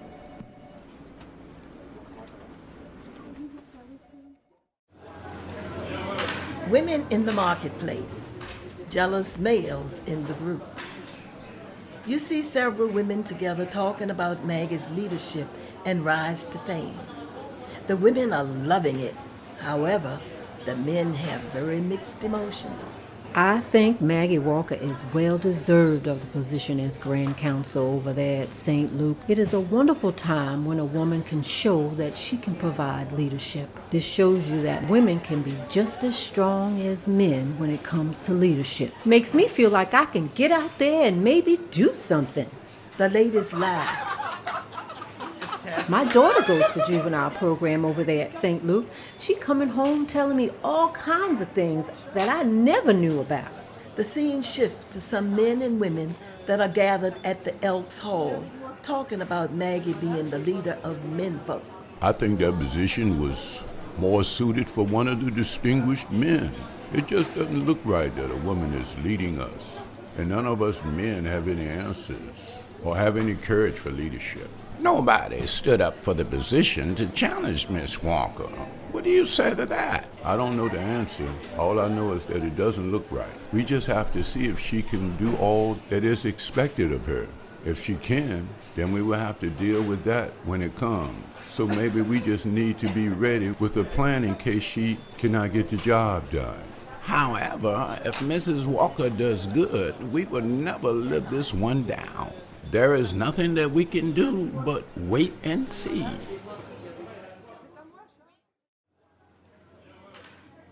The marketplace in Jackson Ward. Blacks are walking around prosperous. The Jackson Ward area is a prosperous place for blacks.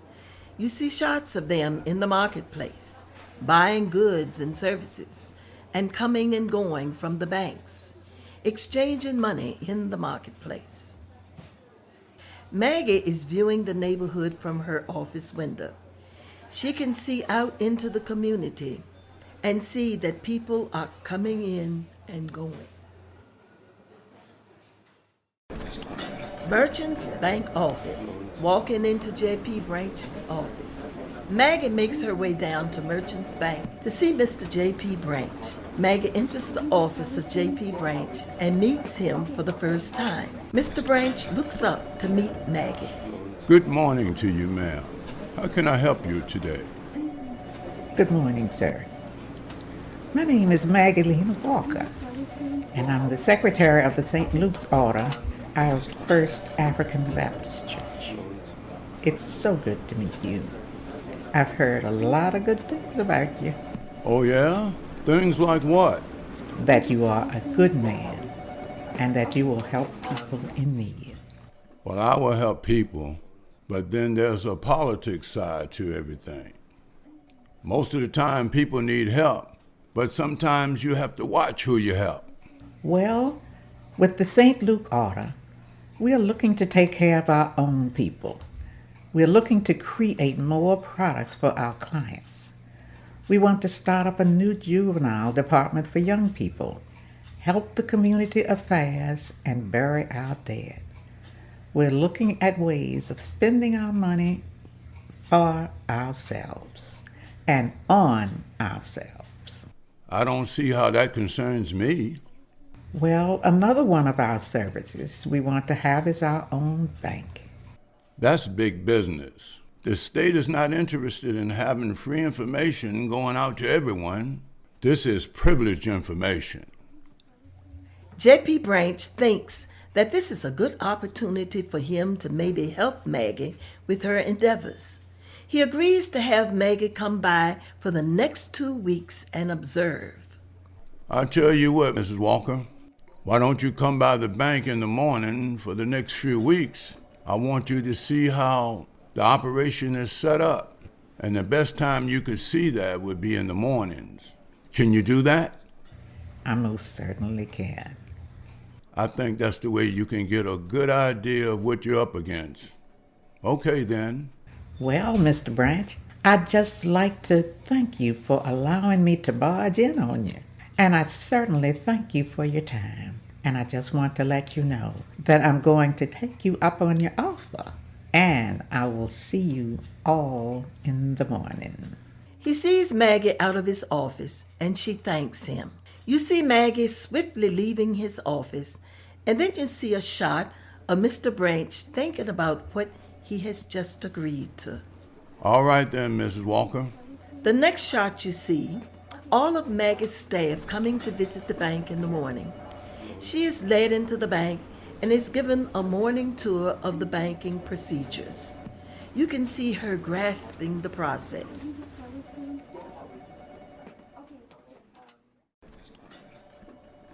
The office of Attorney James H. Hayes.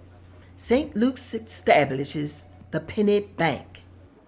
Maggie Walker, Russell Walker, and Emmett Burke go to see Attorney James Hayes in his office. He has the papers drawn up so the St. Luke can have a bank operation. He meets the three of them in his office. Attorney Hayes hands Maggie Walker the papers. I had these papers drawn up like you asked me. These documents allow the independent order to receive deposits from clients. Now all that's needed is your signatures and the fees that we mentioned that the Corporation Commission needs. And you're in business. Ms. Walker signs the papers and hands Mr. Hayes a check for the fees to become a licensed bank with all the privileges of banking. Now, Mrs. Walker, you're securing people's money. It's big business. You know, just an allocation can land you in big trouble with the commission.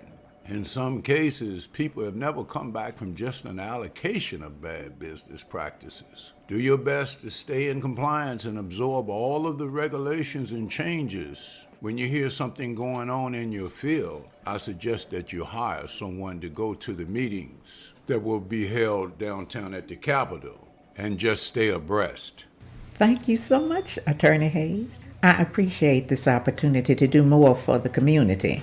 And as long as I'm around, you can believe it's going to be done right. And although folks say they can't, to a wise person, all they need to do is hear. So with that, we take your words to heart.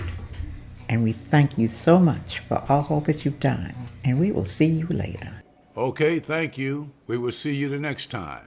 Our saying will be this: bring it all back home. Maggie and the two men leave the office. They go past the window where Attorney Hayes sees them making their way back to the St. Luke's building.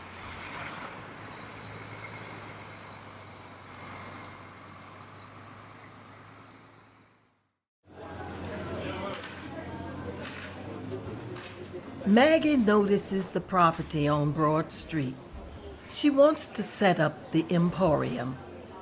Maggie visits one of the main department stores. She noticed that blacks can't try on some of the garments they would like to purchase. She observes the department stores not letting blacks try on clothes and hats. The idea comes into her head about establishing her own department store. Maggie sees a location on Broad Street, a building for sale. Her plans are to buy the building to house the department store and the bank. You can see her talking to the owner about the acquisition. You can see one of the clerks opening the store for business. Black folks are buying merchandise and getting money from their accounts as well. I'd like to try these garments on. Right over there in one of those dressing rooms when you get ready. Thank you so much. You see another line in the bank where people are withdrawing funds from their account. I'd like to deposit this amount. I need a deposit slip. The bank teller hands the person a deposit slip. You can see that business is good, and it seems like nothing can stop Maggie's ambition.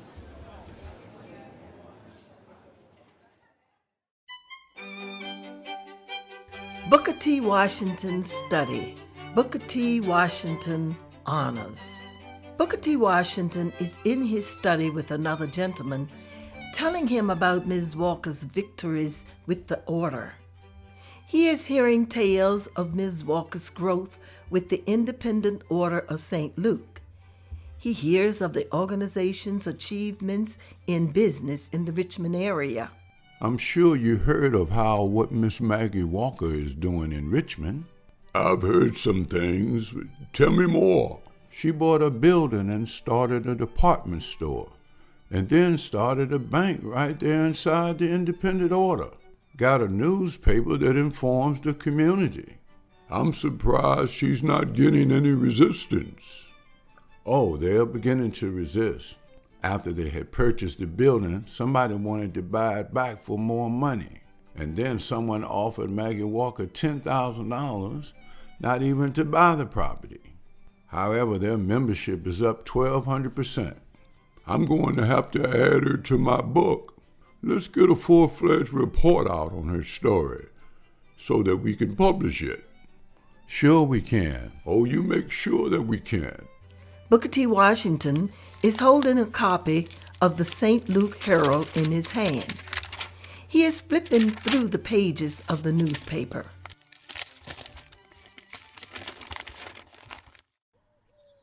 In front of Lee Street home, neighbors invite the Walkers to the neighborhood. Maggie, Armstead, her children, and her mother Lizzie move into the house on Lee Street. Neighbors step out front to greet them. Miss Walker, I'd like to take this time to welcome you to the neighborhood. It's an honor to have you residing on our block. Thank you very much. It is a pleasure to live here as well.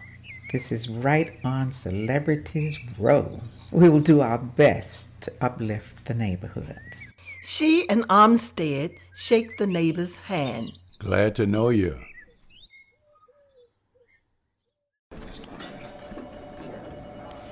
Maggie's office. Maggie learns about new regulations that are about to hit the banking industry. One of Maggie's editors from the St. Luke's Herald comes again to Maggie's office. He has in his hands one of the Richmond newspapers. He points out about new leader plans to regulate insurance and banking industry. Miss Walker, have you seen this morning's paper? No, I haven't looked at it yet. What's going on? There's an article here I think you need to take a look at. Maggie reads a bit of the article.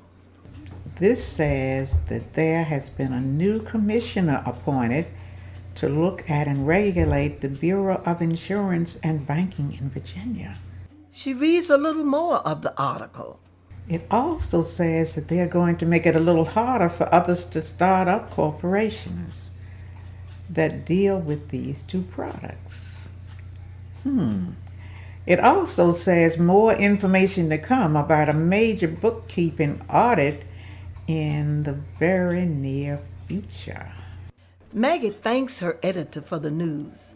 She asks to be alone so that she can think this one through. Thanks for bringing this to my attention.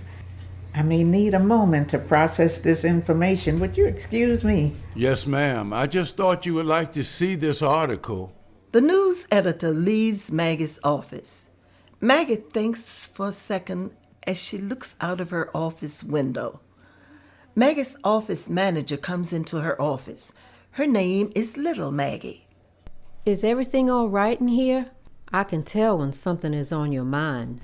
Something is about to come down in this industry. There are some regulations getting ready to come, and we need to know all that we can know about it so that we can be well prepared. What's the best way to get all the information we need? They wait for a second for the answer. Well, I always believe in getting the word from the horse's mouth. This article talks about a gentleman named Colonel Joseph Button down at the Capitol building. Now, I think it's about time for me to go down and have a meeting with him. What do you think? Your intuitions have always been your best influence, so I think you're right to go down there and see that man. Maybe he can shed some light on the regulations, and just maybe he'll share them with you. Maggie fixes her dress around her bust area and smooths it down across her hips. I'll just have to go down there and pay Mr. Joseph Button a visit. Now that's the Maggie Walker that I know. They both have a giggle together. Maggie Walker leaves her St. Luke building to pay a visit to the Capitol Square.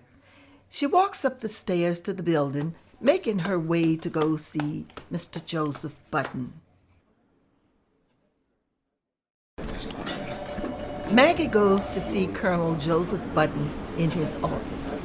Maggie enters Mr. Button's office and announces herself to his secretary. The secretary denies access. Yes, I've come to talk with Mr. Button. Is he in his office? Do you have an appointment? No, I don't. Is he available to speak with me? You have to make an appointment to see him. About that time, Joseph Button walks through the office and sees Maggie sitting there. So who is this young lady? My name is Maggie Walker, one of the secretaries at the Independent Order of St. Luke. We are located in the Jackson Ward area. Come into my office and have a seat. I have a minute. Joseph Button sees Maggie and admires her beauty. She goes into his office and takes a seat.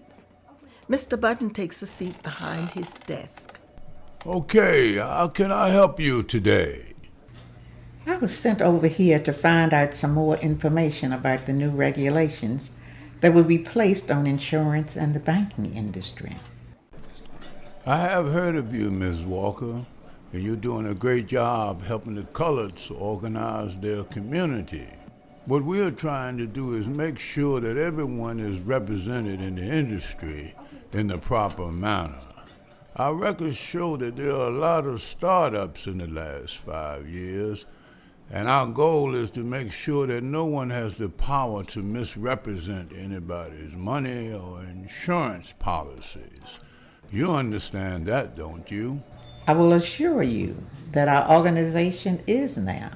We have been operating as a benevolent organization for the past 40 years. What can we do to make sure that we stay in compliance and in good graces with this legislature? Miss Walker, I also knew your father, Colonel Eccles Cuthbert. Well, I tell you what I'm going to do. I've been assigned by the commission to make it hard for people like you to exist. I'll give you a few pointers on what to do to survive the massive audits that are going to come down very soon. Take notes. Maggie gets out a pencil and piece of paper. Joseph Button begins to run down a couple of requirements that are going to be crucial to her keeping things in order. She begins to write. I want to put you in touch with some people that are going to help you with your bookkeeping system. This is an accounting firm. Take this note and tell them I sent you. Thank you so much, Mr. Button. All we're trying to do is to provide the Negro community with some products that will help them take care of themselves. You understand that, don't you? Yes, I understand that. However, there are folks that I represent that are not so open as I am about Negroes advancing in big business. That's why the audits are coming down. I normally would not give you this information. However, I heard of you, your father, and also you becoming a beautiful young lady. But thank you so much for everything, Mr. Button. Maggie sits there and tries to look extra beautiful, fixing the bottom portions of her hair. Joseph Button makes a pass at her. Oh, Mrs. Walker, are you a happily married woman? Yes. Why do you ask? Well, that information I just gave you is worthy of us seeing each other again, if you know what I mean. Maggie gets ready to leave his office. Joseph Button is interested in a sexual relationship. She's going to find a way to brush Mr. Button off and leave his office. Thank you so much, Mr. Button. I appreciate this information that you've shared with me. I'm sure we will see each other again soon. Maggie gets up and excuses herself from his office.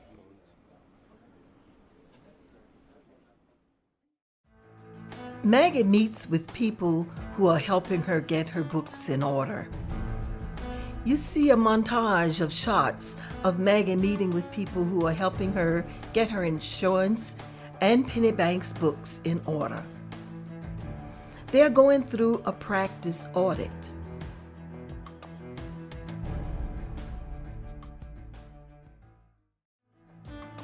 Auditors come to all of the banking and insurance establishments.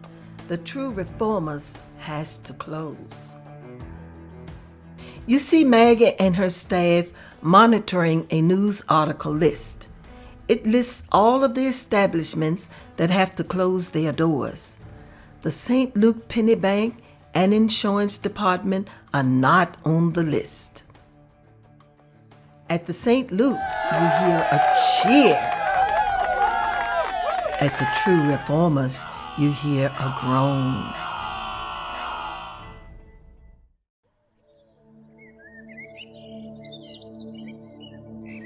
Outside the Lee Street home, Maggie stumbles on the steps.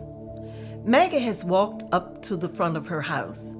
She is met by one of their neighbors in the community.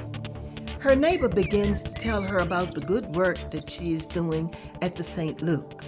Mrs. Walker, how are you doing this morning? I'm doing fine. How is everybody? Fine. Children doing fine. Yes. Mrs. Walker, I'd just like to commend you on all the good work that you have been doing through the years. It has really benefited us. We have a better understanding about our communities and how to make them better. We owe it all to your efforts. Well, thank you so much for your kind words. I feel that the independent order has helped a lot of people, including myself. So thank you for your kind words. All right. Have a blessed day. Maggie turns away from her neighbor to walk up the stairs. Her foot slips. She falls, crashing her knees on the front steps. Her neighbor aids her in getting back to her feet. Are you all right? I think so. I just hit my knee real hard. That hurts. The neighbor helps Ms. Walker up the stairs to grab a seat on the front porch. Do you think you need to see a doctor? I know your leg is bleeding. No, I'll be all right. Just let me sit here for a moment and get myself together. It's so embarrassing. But it's a good thing I didn't fall and roll down the street so that everybody could see me. I'll come back through and check on you. Thank you so much. About that time, Armstead comes outside to see what is going on. The neighbor tells him how Maggie took a fall on the steps and shows him her bleeding leg. Armstead helps Maggie inside the house. He sits her down on one of the nearest chairs inside the house. He takes a look at her leg and wants her to see a doctor first thing in the morning. I'm taking you to see the doctor first thing in the morning.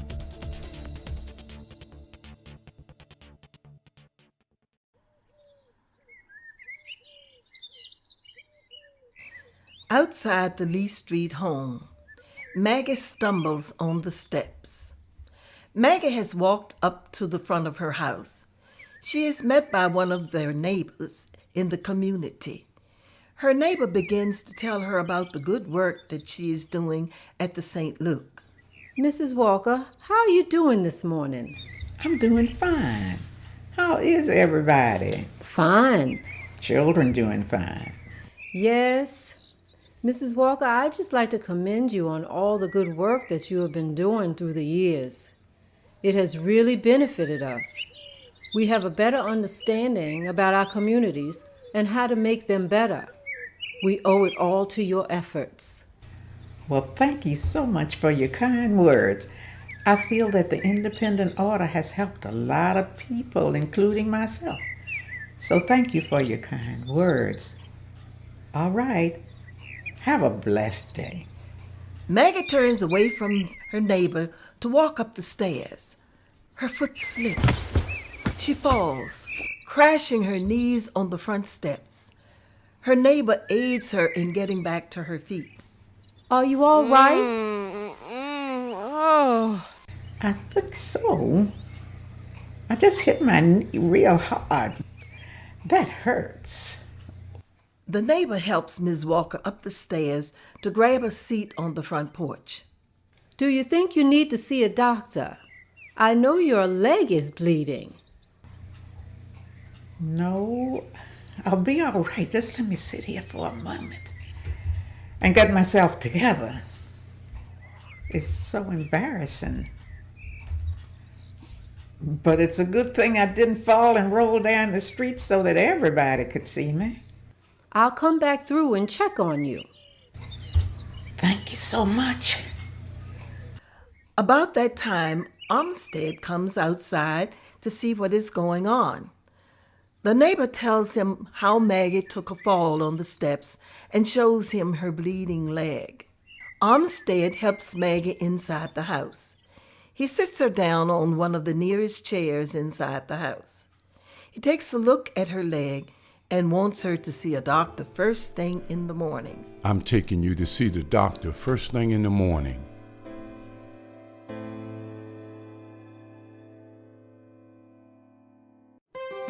Inside the doctor's office, Maggie has finished being examined by the doctor. Maggie has just been examined by the doctor. He talks to her about her condition.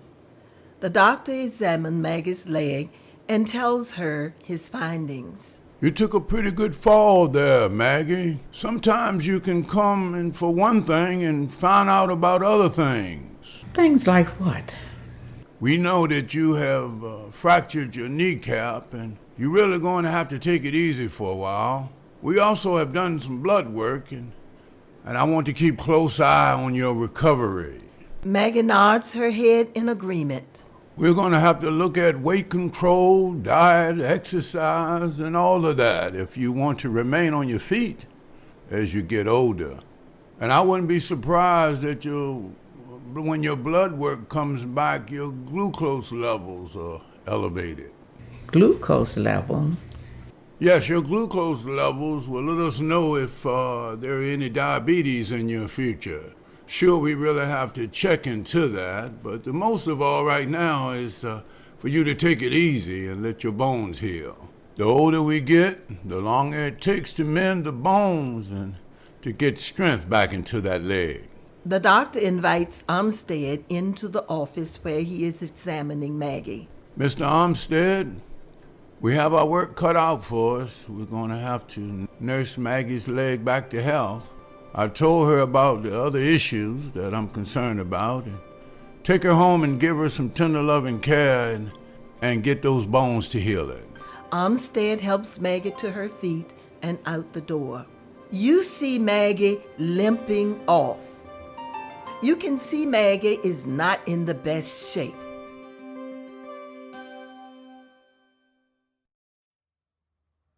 Maggie and Russell are sitting on the front porch.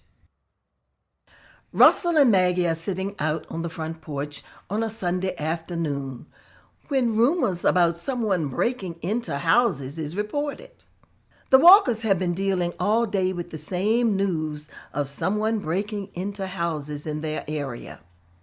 When a boy across the street announces that someone is on the back roof.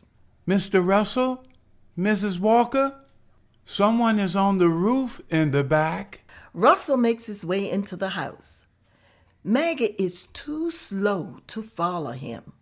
Russell goes into the front room and then tips up the stairs.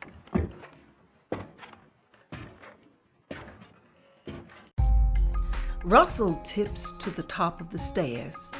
Russell shoots his father. Russell grabs a gun and tips to the top of the stairs to investigate. Armstead is in the room that looks out to the porch to survey the work that has been done on the tin roof. Russell shoots. Armstead falls dead. Everything happens in slow motion. Maggie hears the shot. She runs up the stairs. Russell screams out, I got him! I got him! Maggie turned the body over. It's Armstead, she cries. She sends Russell to the church to get the doctor, and she gives her attorney a call. The house fills up with people. Russell needs to turn himself in.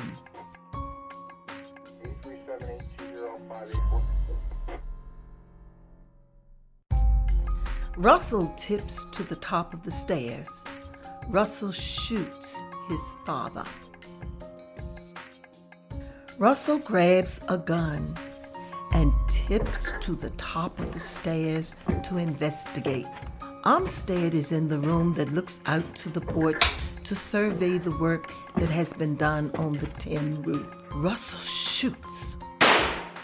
Armstead falls dead. Everything happens in slow motion. Maggie hears the shot. She runs up the stairs. Russell screams out, I got him! I got him! Maggie turned the body over. It's Armstead, she cries.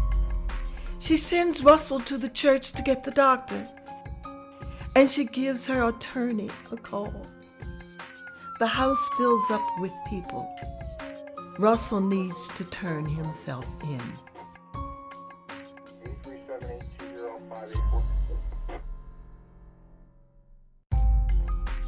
Russell is accused of murder. Detectives are asking questions and adding up and diagramming the situation. Russell is arrested and charged with murder. He is released on bail the next day. Maggie puts up the money. The next scenes show news articles about Russell being tried for murder. A lengthy trial and many rumors of speculation going around. In some instances, you can see that this was an accident. On the other hand, circumstances can lead you to believe otherwise. This is not a pleasant event for Russell, and you can see it on his face.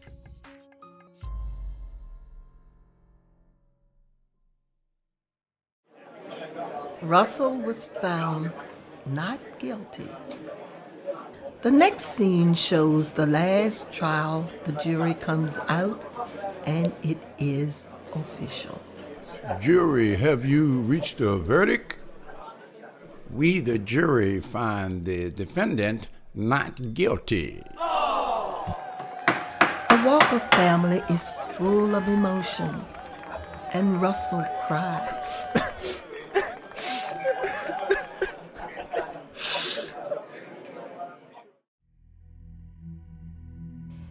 Seen outside the courthouse, Maggie mourns for her husband's death and her son's shame. Maggie and Russell come out of the courthouse, get into Maggie's car. There are reporters all around flashing pictures and asking questions. Miss Walker, do you have a statement for the press? How's the family holding up? Will you be able to carry on? No comment at this time. Yes, of course, we will carry on. Thank you very much. Her car pulls off. Russell is devastated, and Maggie is trying to imagine what she has to do to carry on. Maggie grabs Russell's hand and assures him that everything is going to be all right. Don't you worry. Everything is going to be all right. Let's just let some time go by. Russell looks at his mother and nods yes as the car moves down the road.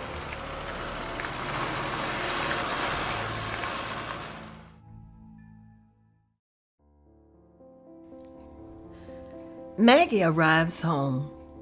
Maggie makes her decision to move forward.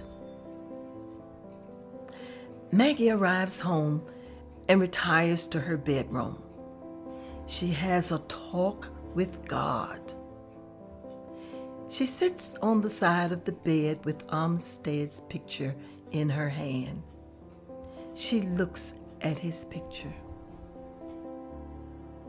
Dear Lord, give me strength to understand, to not charge you with unkindness. Help me not to leave this to your charge. Armstead was my true friend, and his departure is my eternal loss. I know things happen for a reason. However, give me the understanding that I need to continue to move forward.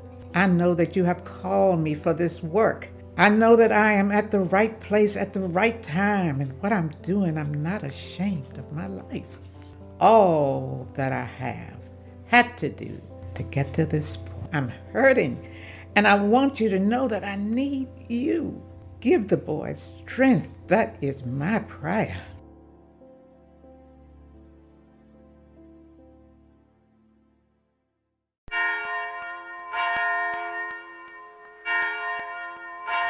Maggie is at a church service.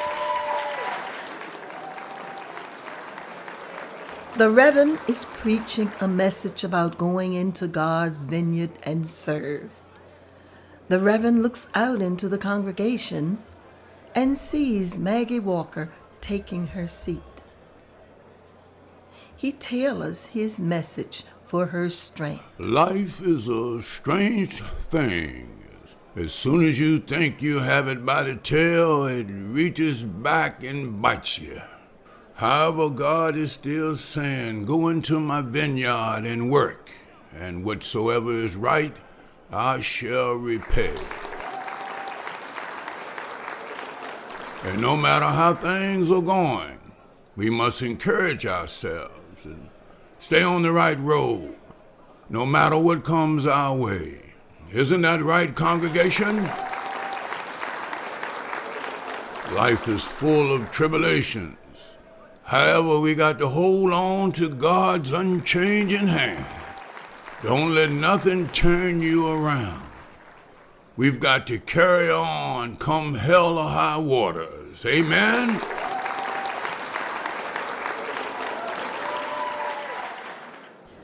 After church, people are encouraging Maggie, telling her to keep doing what she is doing. She gets in her car and drives off. You can see that the church service and the interaction with the people made her feel good.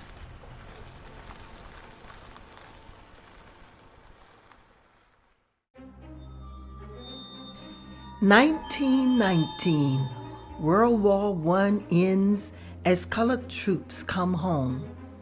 they are still discriminated against. You see stock footage, the troops coming home. You also see shots of Negroes not being celebrated. Conflicts over job discrimination lead to nationwide race riots. This makes colored people very angry, and riots break out. A piece of music takes you through a montage of footage. Lynchings take place in the summer of 1919. 75 African Americans are killed. Among the dead are 24 soldiers.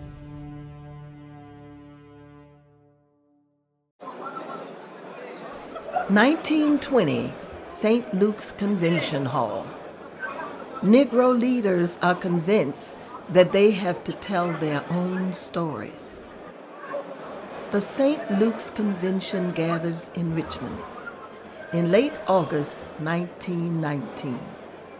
Reverend R.C. Ransom gives a speech. Old things pass away.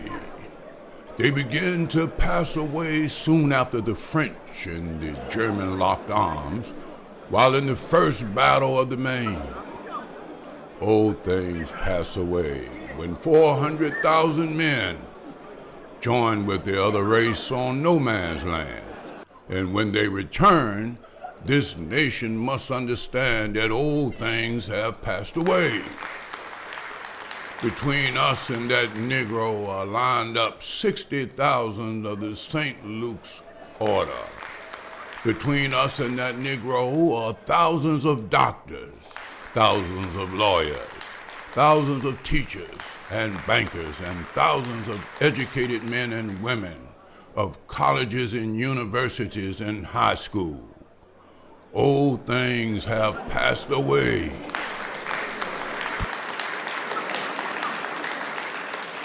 Maggie is sitting in the crowd listening to the speech. She talks to her friend sitting beside her. You know, we need to begin to promote our own.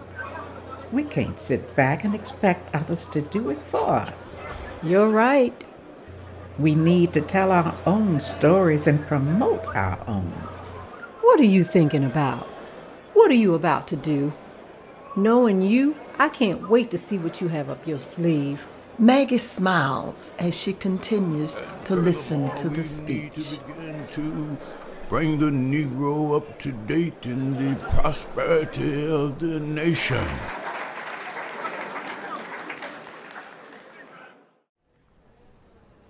Maggie receives a call from Russell. He is living in Philadelphia and is asking for help. Maggie is about to go to sleep. The phone is by her bedside. It rings. It is Russell needing help. She is listening to Russell asking for money. Hi, Mom. How are you doing? I guess the question is, how are you doing? Can you send me something to tie me over? Russell, I can't keep sending you money. I have arranged for you to see Mr. Moden at Tuskegee. He has a job for you, and he's agreed to do me this favor. If you can show me that you can support yourself for a year, then I can begin to help you again. Go and see him and tell him I sent you. Russell sounds a bit agitated. Why can't you help me this time? I can't keep helping you this way because all it's doing is crippling you. Do you understand? Now would you go and see him and take the job? Okay. The conversation doesn't sound like a Russell really wants to take on any more responsibilities. He is an alcoholic and doing kind of bad. His appearance is suffering. Maggie is at her home. She receives a telephone call. Maggie gets involved in Frederick Douglass's house. Maggie walks down the hallway of her home. The phone rings, and she picks it up. Murray Talbert, the president of the NACW, gives Maggie a call. Hello. Hello, Maggie. How are you? Doing fine. I'm calling you about the Frederick Douglass project. The Memorial Association can't seem to raise enough money to purchase the property, so they are appealing to us to help. We're going to take a trip up there to see what we can do to help. Would you come with us? When are you all going? Just as soon as we can get everybody together. Count me in.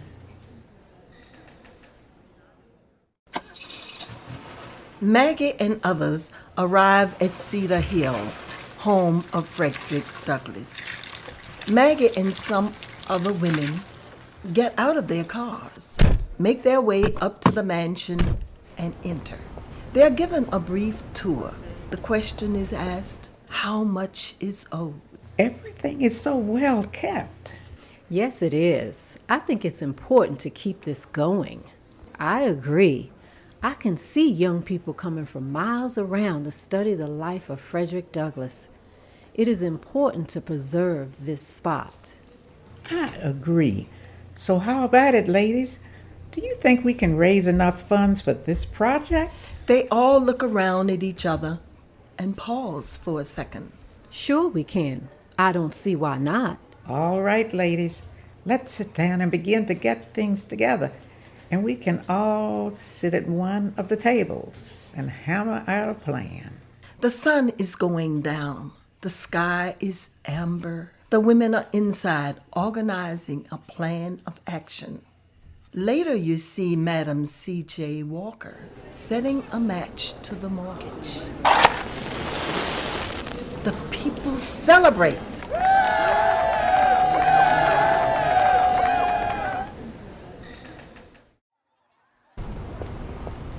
Maggie passes a play yard where some little children are playing.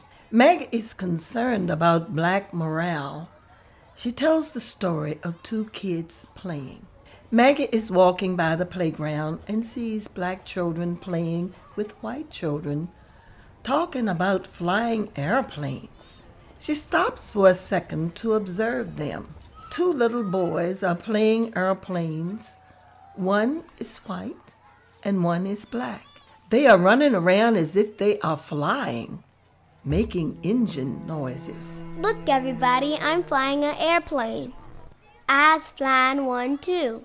No, you are not flying an airplane. Well, why not?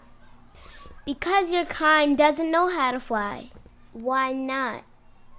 I don't know. That's what my mother says. The black child thinks to himself, You give me a chance to fly that plane, and I can fly it as good as anyone else. The black child stops for a second. The white child thinks for a second. The two children continue to play. Maggie thinks to herself for a second and continues to make her way to the office.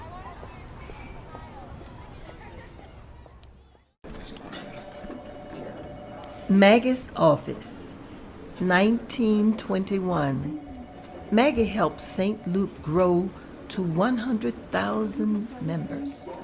Maggie enters her office and grabs a copy of the St. Luke Herald and sees the headline, 100,000 members strong. She takes a seat at her desk as a secretary enters the room. You know you have a meeting to speak with the women tonight. Just wanted to make you aware so that you can plan your topic of discussion. With the economy doing well, there's money to be made everywhere. I just want to encourage the women to look at the economy and see what businesses they can go into. Doesn't make sense to let everybody else enjoy the benefits of a prosperous economy. You are right. What I am learning is that if we don't do it, somebody else will. That's my point exactly. I see now that the order has grown to 100,000 members. That is very exciting to me. However, we can't stop there.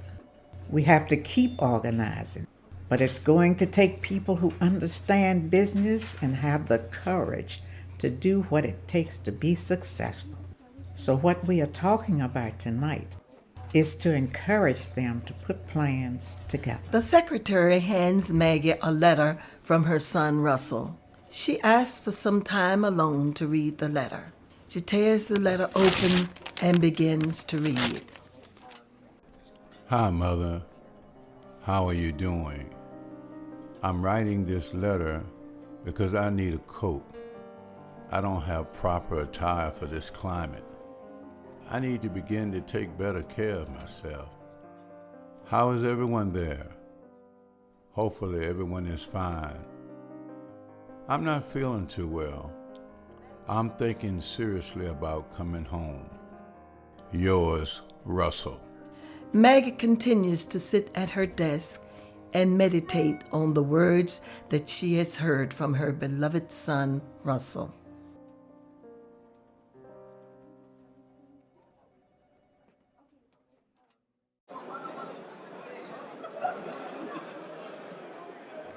St. Luke Auditorium.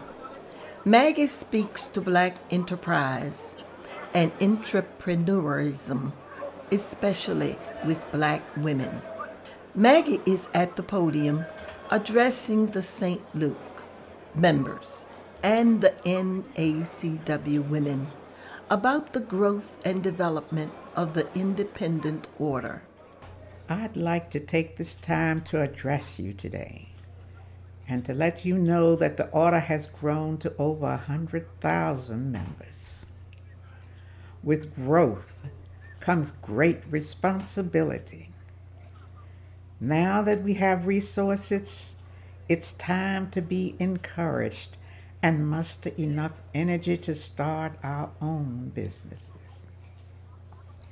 I want you women to start again about different businesses that you all can start. It's services that we use every day, like making our own butter. How about someone starting a duckery, a chicken farm that will produce eggs? We have no excuses now.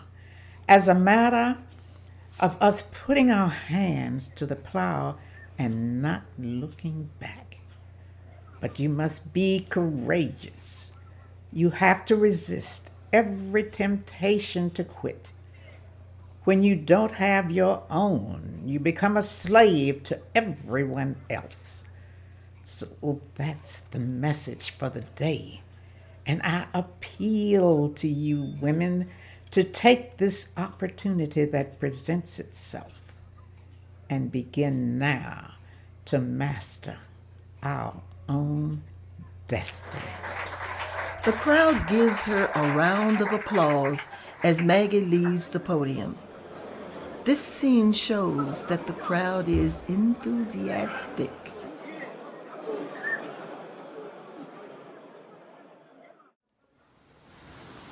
Maggie is outside of the Elks' home where she registers women to vote.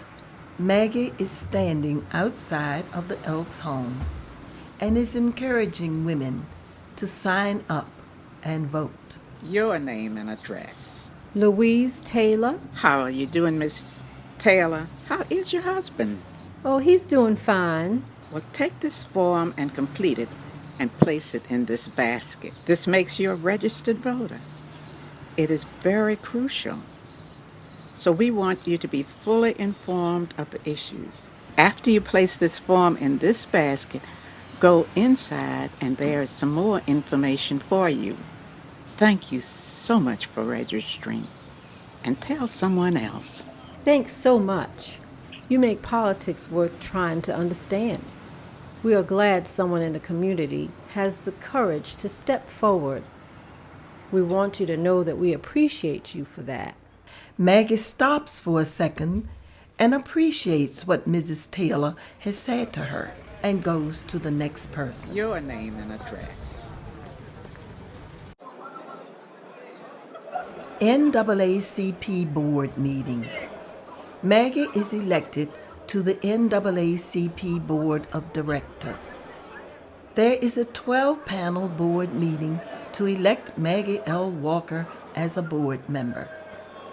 The goal is to put her in charge of fundraising for the Virginia chapter. An issue has been brought up about how to make the Richmond branch more of an active member. Well, we have Maggie Walker right there in the city. What's wrong with trying to get her more involved with the chapter on a national scale? And then maybe she can promote the local chapter of Richmond. Let's vote to have Miss Walker a board member. The vote on the issue, and Maggie is suggested hands down. Let's have a letter drawn up announcing that she has been selected to be a national board member, and let's get that out to her right away. You see someone walk off to compile a letter. The letter is sealed. The next scene you see is Maggie opening the letter. Maggie's office. Maggie is handed a letter by her secretary. She opens it and begins to read. She mumbles a few lines. She is opening the letter from the NAACP. The letter is asking her to be a board member. And based on your dedication and activism in the community, it will be a privilege to have you as one of our national board members with the duty of growing the Richmond chapter of the NAACP. We would appreciate an immediate response. My Lord, I have died and gone to heaven. They want me as a national board member. While more than that, it sounds like they want you to revive the chapter in Richmond. That's what it sounds like. There are people here that just don't fully understand the struggle and what it's going to take to be respected and taken seriously. We should have a head start on the problem because we've been in the struggle for a while. The first thing we need to do is to get the news out through the Herald and let folks know your position.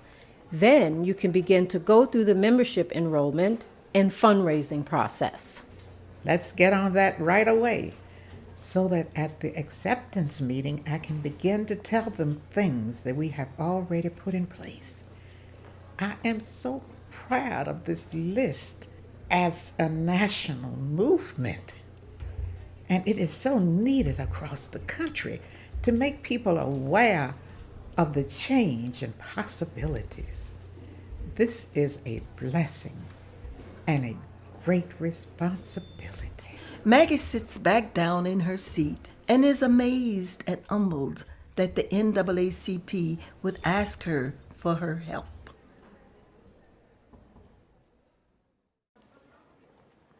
At a friend's house, 1923, Russell dies.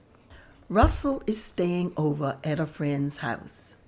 He's been sleeping on the couch and drinking alcohol. As he lays on the couch, he passes away. Someone gives the word to go tell Maggie Walker. The coroner removes his body from the house. The body comes through the doors covered up. His friend is getting that information to the policeman writing on a pad. Oh, what did you say his name was again? His name is Russell Walker, Maggie Walker's son. You mean the Maggie Walker with the St. Luke's? Yes, sir, the one that runs the bank. Oh, my God. Does anyone know how to get in contact with her? I know how to reach her. Then I think someone should go and tell her what has happened. Russell's friend agrees to tell Maggie and takes off to the house on Lee Street.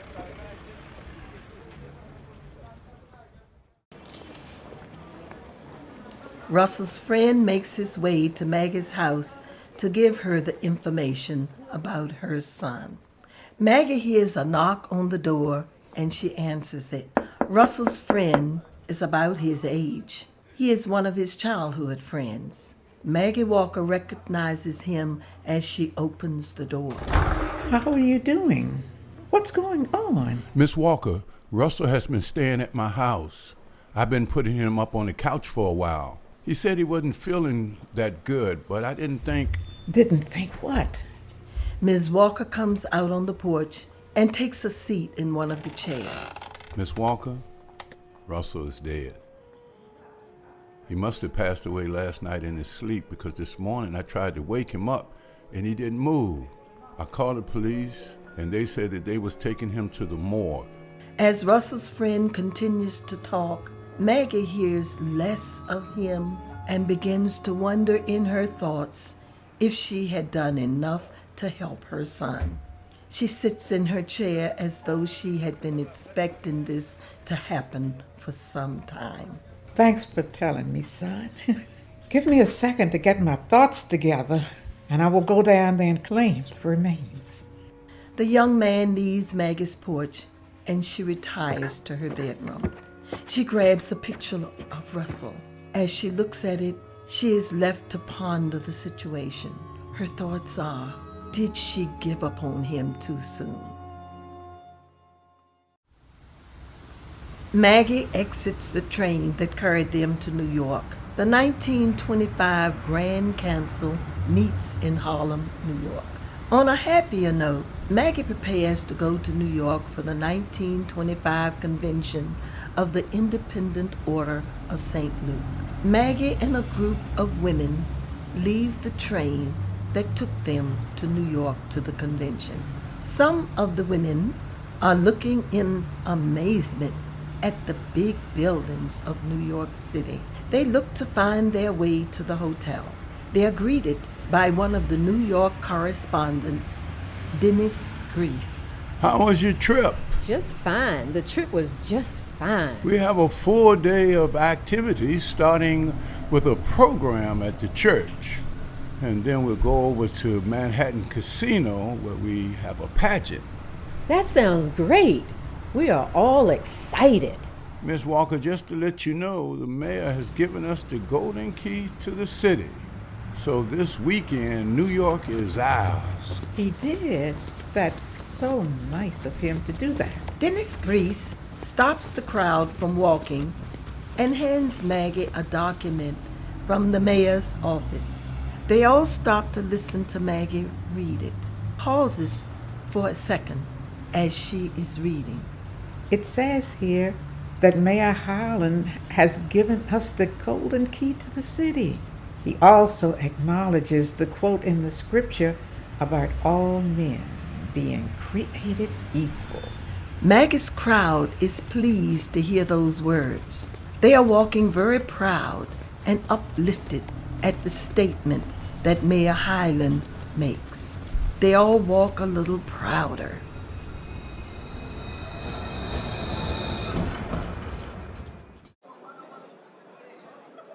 A big convention hall with hundreds of people attending.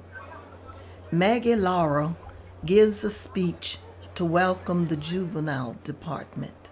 The convention is getting underway. The host brings Maggie Laura up to greet the congregation. I'd like to take this time to welcome everyone to the 1925 Independent Order of St. Luke's Convention. This year, of course, held in New York City. I bring to the stage Miss Maggie Laura Walker. In 1895, the Independent Order of St. Luke saw fit to establish a juvenile department. This department was designed to enlighten and educate children about the how of economics and thrift. Since that time, thousands of children have come through this division to go on to greatness. As a result of education and hard work, people have been able to create their own worlds. The juvenile department helps us children to understand the role of economics in our society. I am so glad that I have been involved and a member of this juvenile department since I've been alive. My prayer is that as many little children as possible can begin to be educated. This will allow Black children to develop self-respect, self-discipline, self-control, and compassion. Thank you. Let's give little Miss Maggie Laura a round of applause. She spoke so nicely, don't you agree? The camera shows Maggie Walker in delight. This is a bright point for her, although her son Russell was not in attendance. It's like Maggie Lara is coming of age to speak for herself. Maggie is so very proud. It shows on her face as the people give Maggie Lara a round of applause.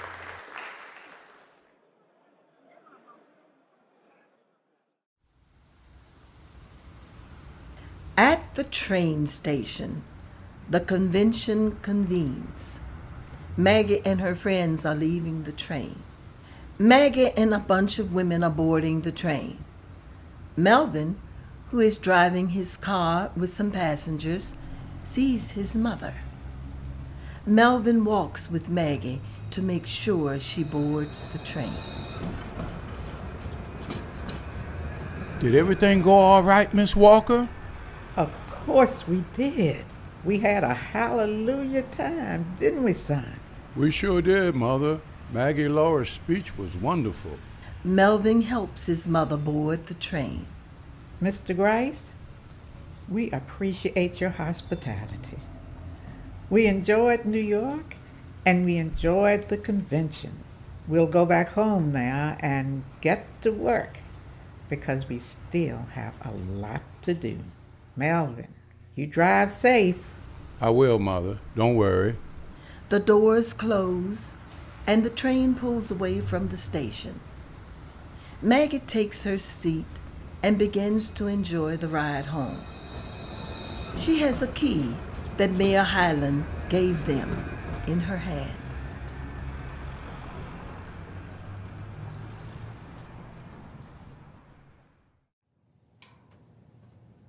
Maggie Walker's house, 1927.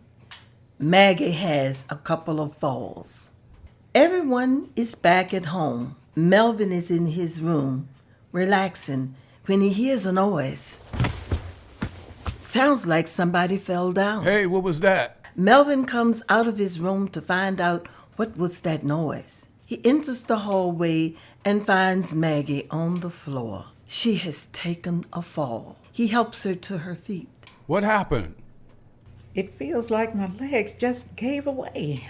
Oh, boy. Melvin helps his mother to her feet. Is it your legs again? The doctor told you to watch how you move around. He also said that you were going to have to wear those braces that you don't like. You are right. We're going to see him tomorrow. Melvin helps his mother back into her room and helps her sit down in her chair. The family gathers around her as she gathers herself. Maggie feels a little embarrassed to have the children see her fall. Maggie also looks at those leg braces and thinks about how she is going to have to wear them. She looks down at them by the side of her chair. Melvin leaves the room. Russell's wife comes to help Maggie. Are you hurt bad? I scratched my hand, my elbow, and my knee. Russell's wife is putting alcohol on the wounded places. You know, you're going to have to really wear those braces on your legs, even around the house. You know, you can't keep taking these falls. You are right. And it's about time for you to get a checkup. You need to see what else may be going on. You can't be afraid to go and find out. You may be able to prevent the worst from happening. That's right. I will go tomorrow. Maggie sits in a chair as Russell's wife continues to nurse her wounds.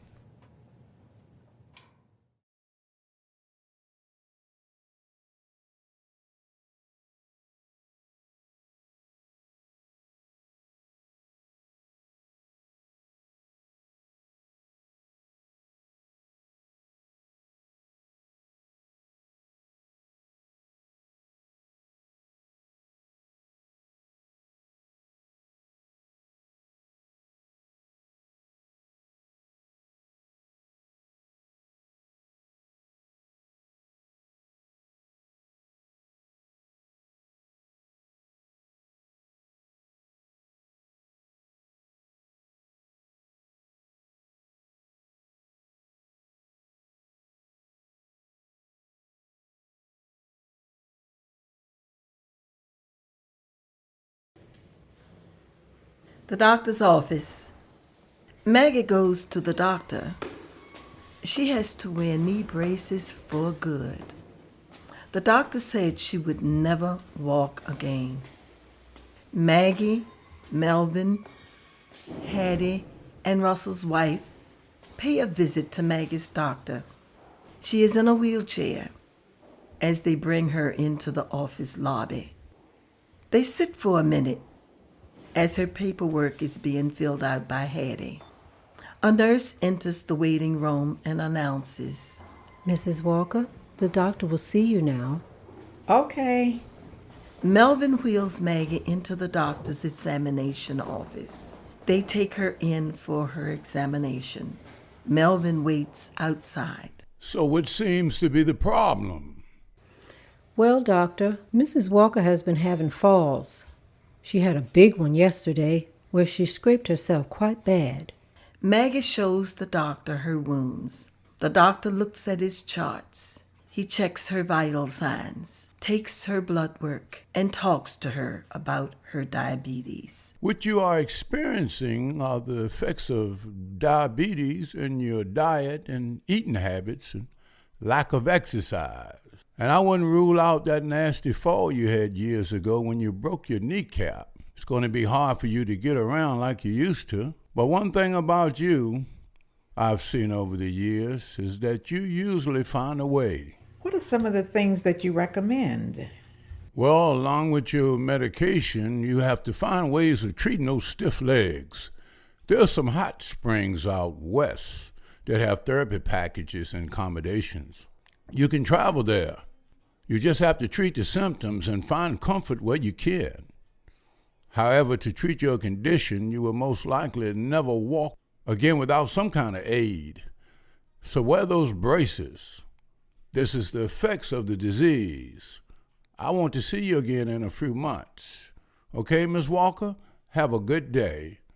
And you too, Miss Hattie. The doctor leaves and Hattie helps Maggie to get dressed. As Maggie leaves the doctor's office, they meet Melvin in the waiting room and they all exit together. They help Mrs. Walker into the car and then drive off.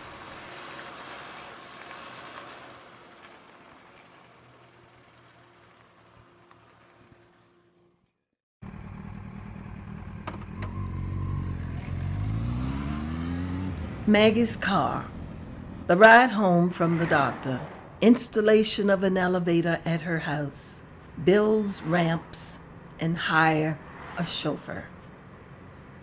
On the way home, Maggie is sitting in the front seat of her car, a Packard. She has a talk with her son Melvin about some of the things that the doctor had said.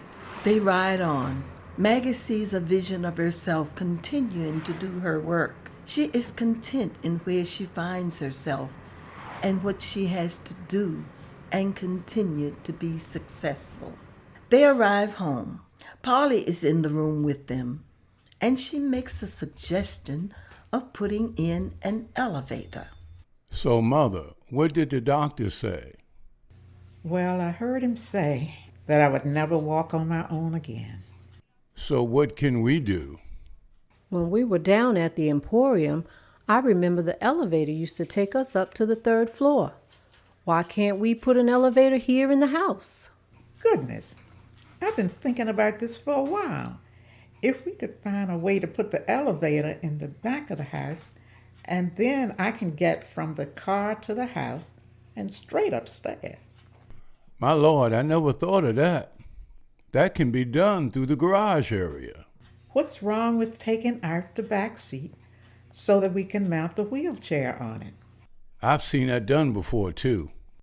That will cover those things, and then I can focus on a few more things that we need to do. We need to build up the clientele of the order one more time. One more time.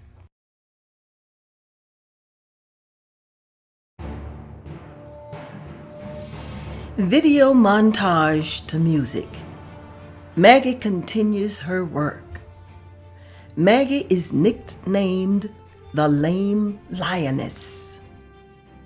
Maggie is loading up her car. Her chauffeur rolls her into the car and locks her in. They are traveling the highways. They are staying at guest houses. She is writing policies. She is interacting with people. These scenes are put together to show the next 2 years of her life, going around as a crusader. Maggie holds a newspaper in her hand that talks about the banking industry being in trouble. Maggie knows that she has one more trick up her sleeve.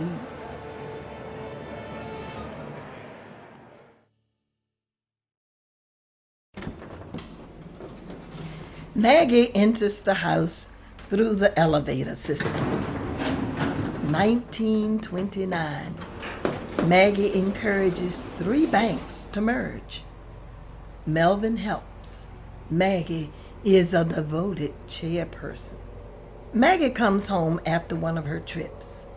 Her chauffeur helps her into the house. Melvin leans over to greet his mother as she enters the house. Maggie wants to talk with Melvin in her study. She presents to him the idea of a bank merger. I need you to work on something for me. Receipts are down as a result of all the bank regulations, and the decline in the economy is taking its toll in the banking industry, especially among the 2 other black banks. Okay. Eventually, somebody is going to have to close their doors. So I'm making a proposal. The proposition is that all 3 of us join forces and consolidate. That way, we can join our assets and become stronger in these tough times. I know the economy is going to rebound, but we don't know when. Let's see if we can get 2nd Street Savings Bank and Commercial Bank and Trust to join with us. We have the information of the assets that we have. So you're talking about arranging a meeting and discussing the possibilities. I think you're right, because with the stock market crash, we can all weather the storm together. It is something that people don't really understand. But if you see trouble coming, you have to learn how to band together so that we can live to be in business another day. So you want me to get a package together that addressed everybody's concerns, and then we just go from there. Did you have a name for the new company? I don't know. How about calling it Consolidated or Consolidated Bank and Trust or something like that? We'll figure it out as it all begins to come together. So you're going to start on that right away. I'll start putting that together as early as tomorrow. Maggie fiddles around in her home office as she talks to Melvin. Melvin gets his assignment and agrees to do the work. He leaves the room, and Maggie continues to deal with organizing her papers on her desk. The camera shows a video montage of Melvin organizing and negotiating with the 2 other bank presidents. Maggie is in the room with all of them as they are making their decisions. One of the banks says no, but the others agree. There's a ribbon-cutting ceremony outside the building of Consolidated Bank and Trust.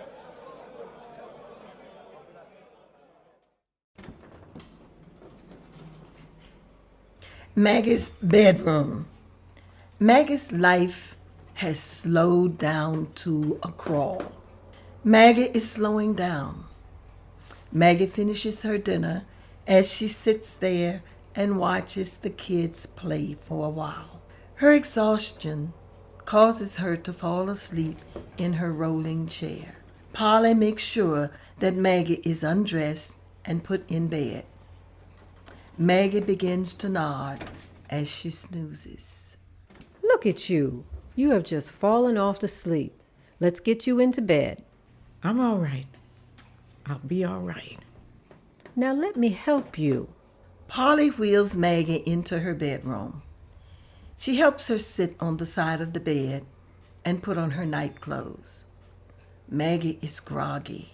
You are really tired tonight, aren't you? You can barely keep yourself awake. You know you can't run as fast as you used to when you were younger. You know that, don't you? I have noticed that I get tired pretty fast and my energy level is low. All the time now. Polly helps Maggie get under the sheets. I just want you to know that I really appreciate your friendship over the years. I want you to know that I appreciate everything that you have done for me. Mama and the boys, you are a tried and true friend. Oh, it is nothing. I appreciate all that you have done for me as well, allowing me to stay here with you and all. I've enjoyed every moment of it. I just wanted to take this time to thank you. Don't mention it. You just get some sleep. We'll talk in the morning. Polly leaves the room. Maggie is in the bed. She falls off to sleep quickly. She talks to her daughter-in-law, Hattie, about Maggie's condition. Hattie, Maggie is really beginning to slow down. Yeah, I know. You can see it on her face. But you know she's going to go down fighting. We just have to make her as comfortable as possible. Do you want me to begin to keep the children from running in and out of her room? You know, I sat there and watched her, and I think she likes to hear the noise of the children.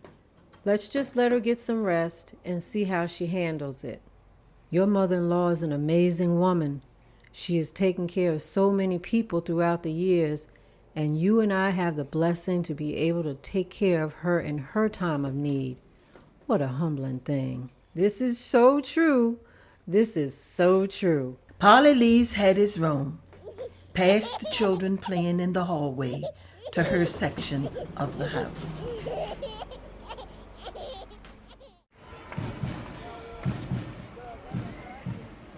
Maggie's bedroom, the porch, is converted to a garden lookout. Maggie is in the kitchen having breakfast. The family tells her of the St. Luke's parade that will be coming down the street right in front of the house. Hattie has just decorated the porch with fresh flowers. The house is buzzing with excitement, and the children are excited about grandmother being honored. You know, the independent order is marching past the house to tell you thank you for all the work that you've done. You know, if I had to do it all over again, I wouldn't change a thing. Who can say that the things that happened to us over the years weren't supposed to be or not? All I know, I responded to that still small voice that encouraged me to keep moving forward. It's the still small voice that should get your attention. It's not the loud noisiness. Everyone in the kitchen can hear that the parade is just about to start. The kids run upstairs, and Maggie and Polly make their way to the elevator to go downstairs. Maggie enters the elevator and shuts the door and is lifted upstairs. The upstairs door opens, and Maggie is wheeled out. The children move to the side as Maggie is put on the front of the upstairs porch. You begin to hear the marching band with the drums playing. Maggie enters the porch decorated with nice flowers. As people pass by the house, they wave to Maggie on the upper porch. This is so nice. I'm just enjoying every moment of it. As Maggie continues to wave, she only says one thing to the people. Thank you very much. The scene fades to black, showing the appreciation on Maggie's face.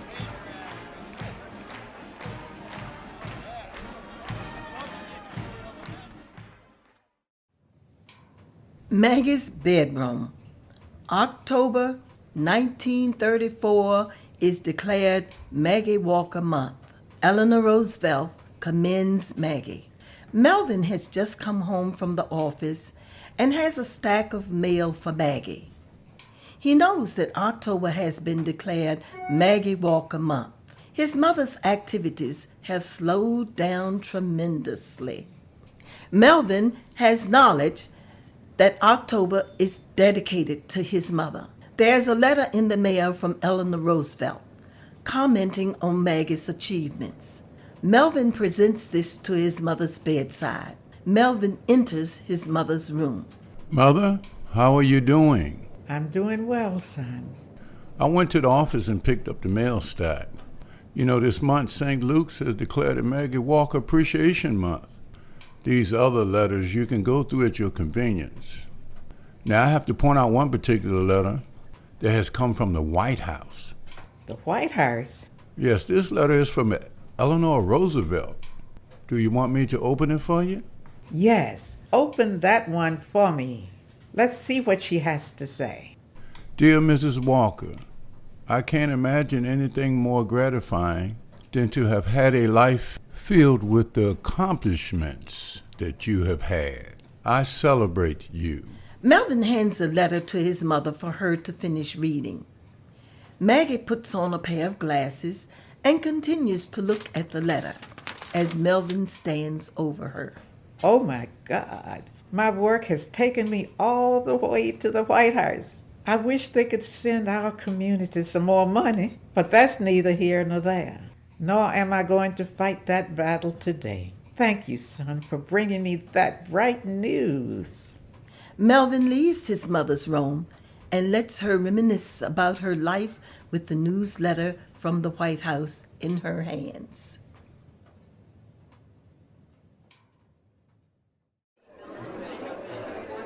The Negro Organizations Society honors Maggie Walker in mid-November.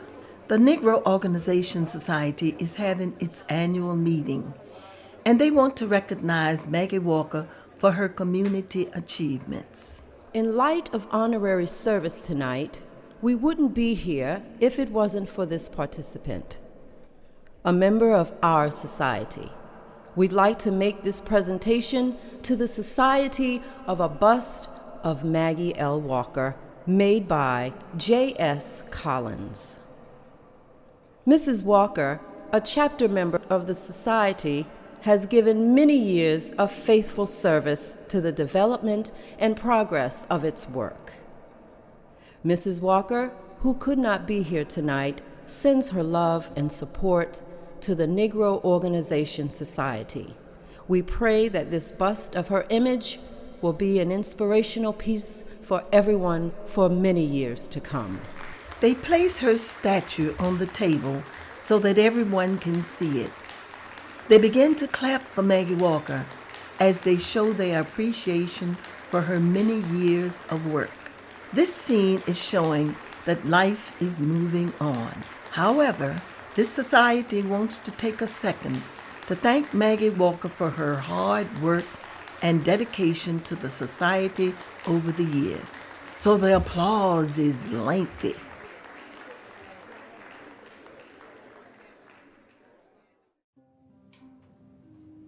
Maggie's bedroom, December 1934. Maggie slips into a coma and passes the next day. Mrs. Polly comes into the room to wipe Maggie's face. As she wipes Maggie's face, she notices that Maggie is not responsive. Maggie, how are you doing this morning? She noticed that Maggie is not responsive, though she is breathing. She goes to get the doctor. The doctor comes in and declares that Maggie is in a coma. He explains what a coma is to the family. The doctor checks Maggie over as the family gathers in the front room. This is the time that we all knew would happen. Your mother is in a state called comatose, state or coma, as people call it. We believe that she can hear things around her. She can smell.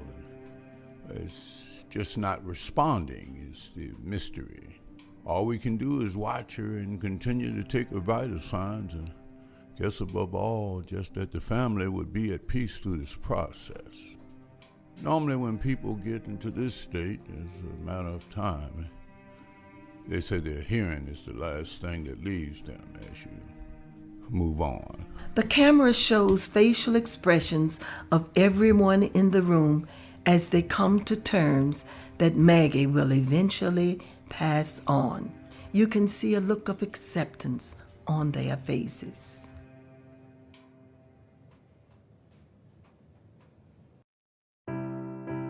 Mrs. Evelyn Frazier's house. Maggie Laura is having piano lessons. Maggie is playing the piano. Someone comes to the door. A neighbor summons Maggie Laura to come home quickly. Her grandmother has taken a turn for the worse. She is told to come home immediately. Miss Frazier, Miss Polly says to send Maggie home. Her grandmother has taken a turn for the worse. Maggie, you can stop now. Your family wants you to come home. Okay. Thanks for the lesson. I had a good time. You welcome. You are such a delightful student. I wish all my students were like that. But anyway, you are needed at home. Maggie grabs her coat and leaves with her neighbor. Is everything all right? Why do I have to come home so fast? I don't know. I was just told to come and get you.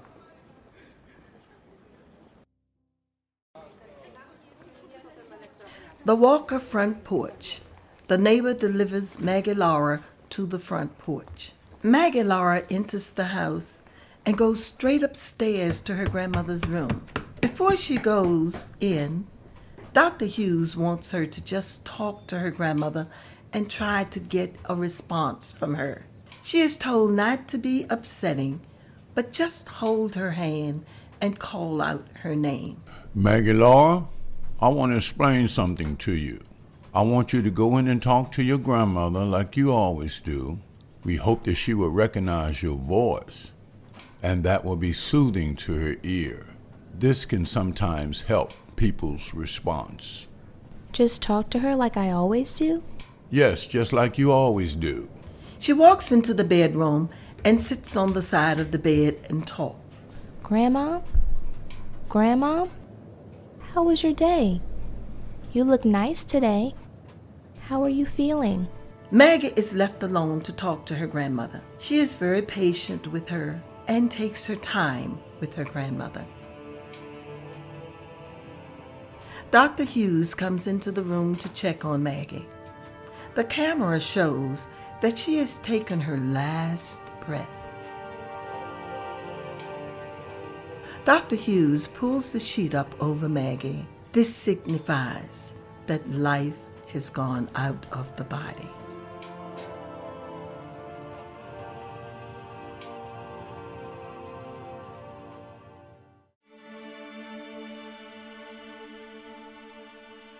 In front of Maggie Walker's house, Maggie lays in state in her parlor. People are standing outside of Maggie Walker's house trying to get inside to view her body. The city has draped the lamppost in black in honor of Maggie Walker's departure. Delivery men from flower shops deliver floral arrangements to the church. All of Jackson Ward is in mourning in preparation for Maggie's funeral. The camera begins to show some scenes of officials making comments about Maggie's life work. The mayor was there. John Stewart Bryan, editor of the Dispatch, was there. Dr. Mary Waring came from Chicago to represent the NACW. And many others can be shown giving comments.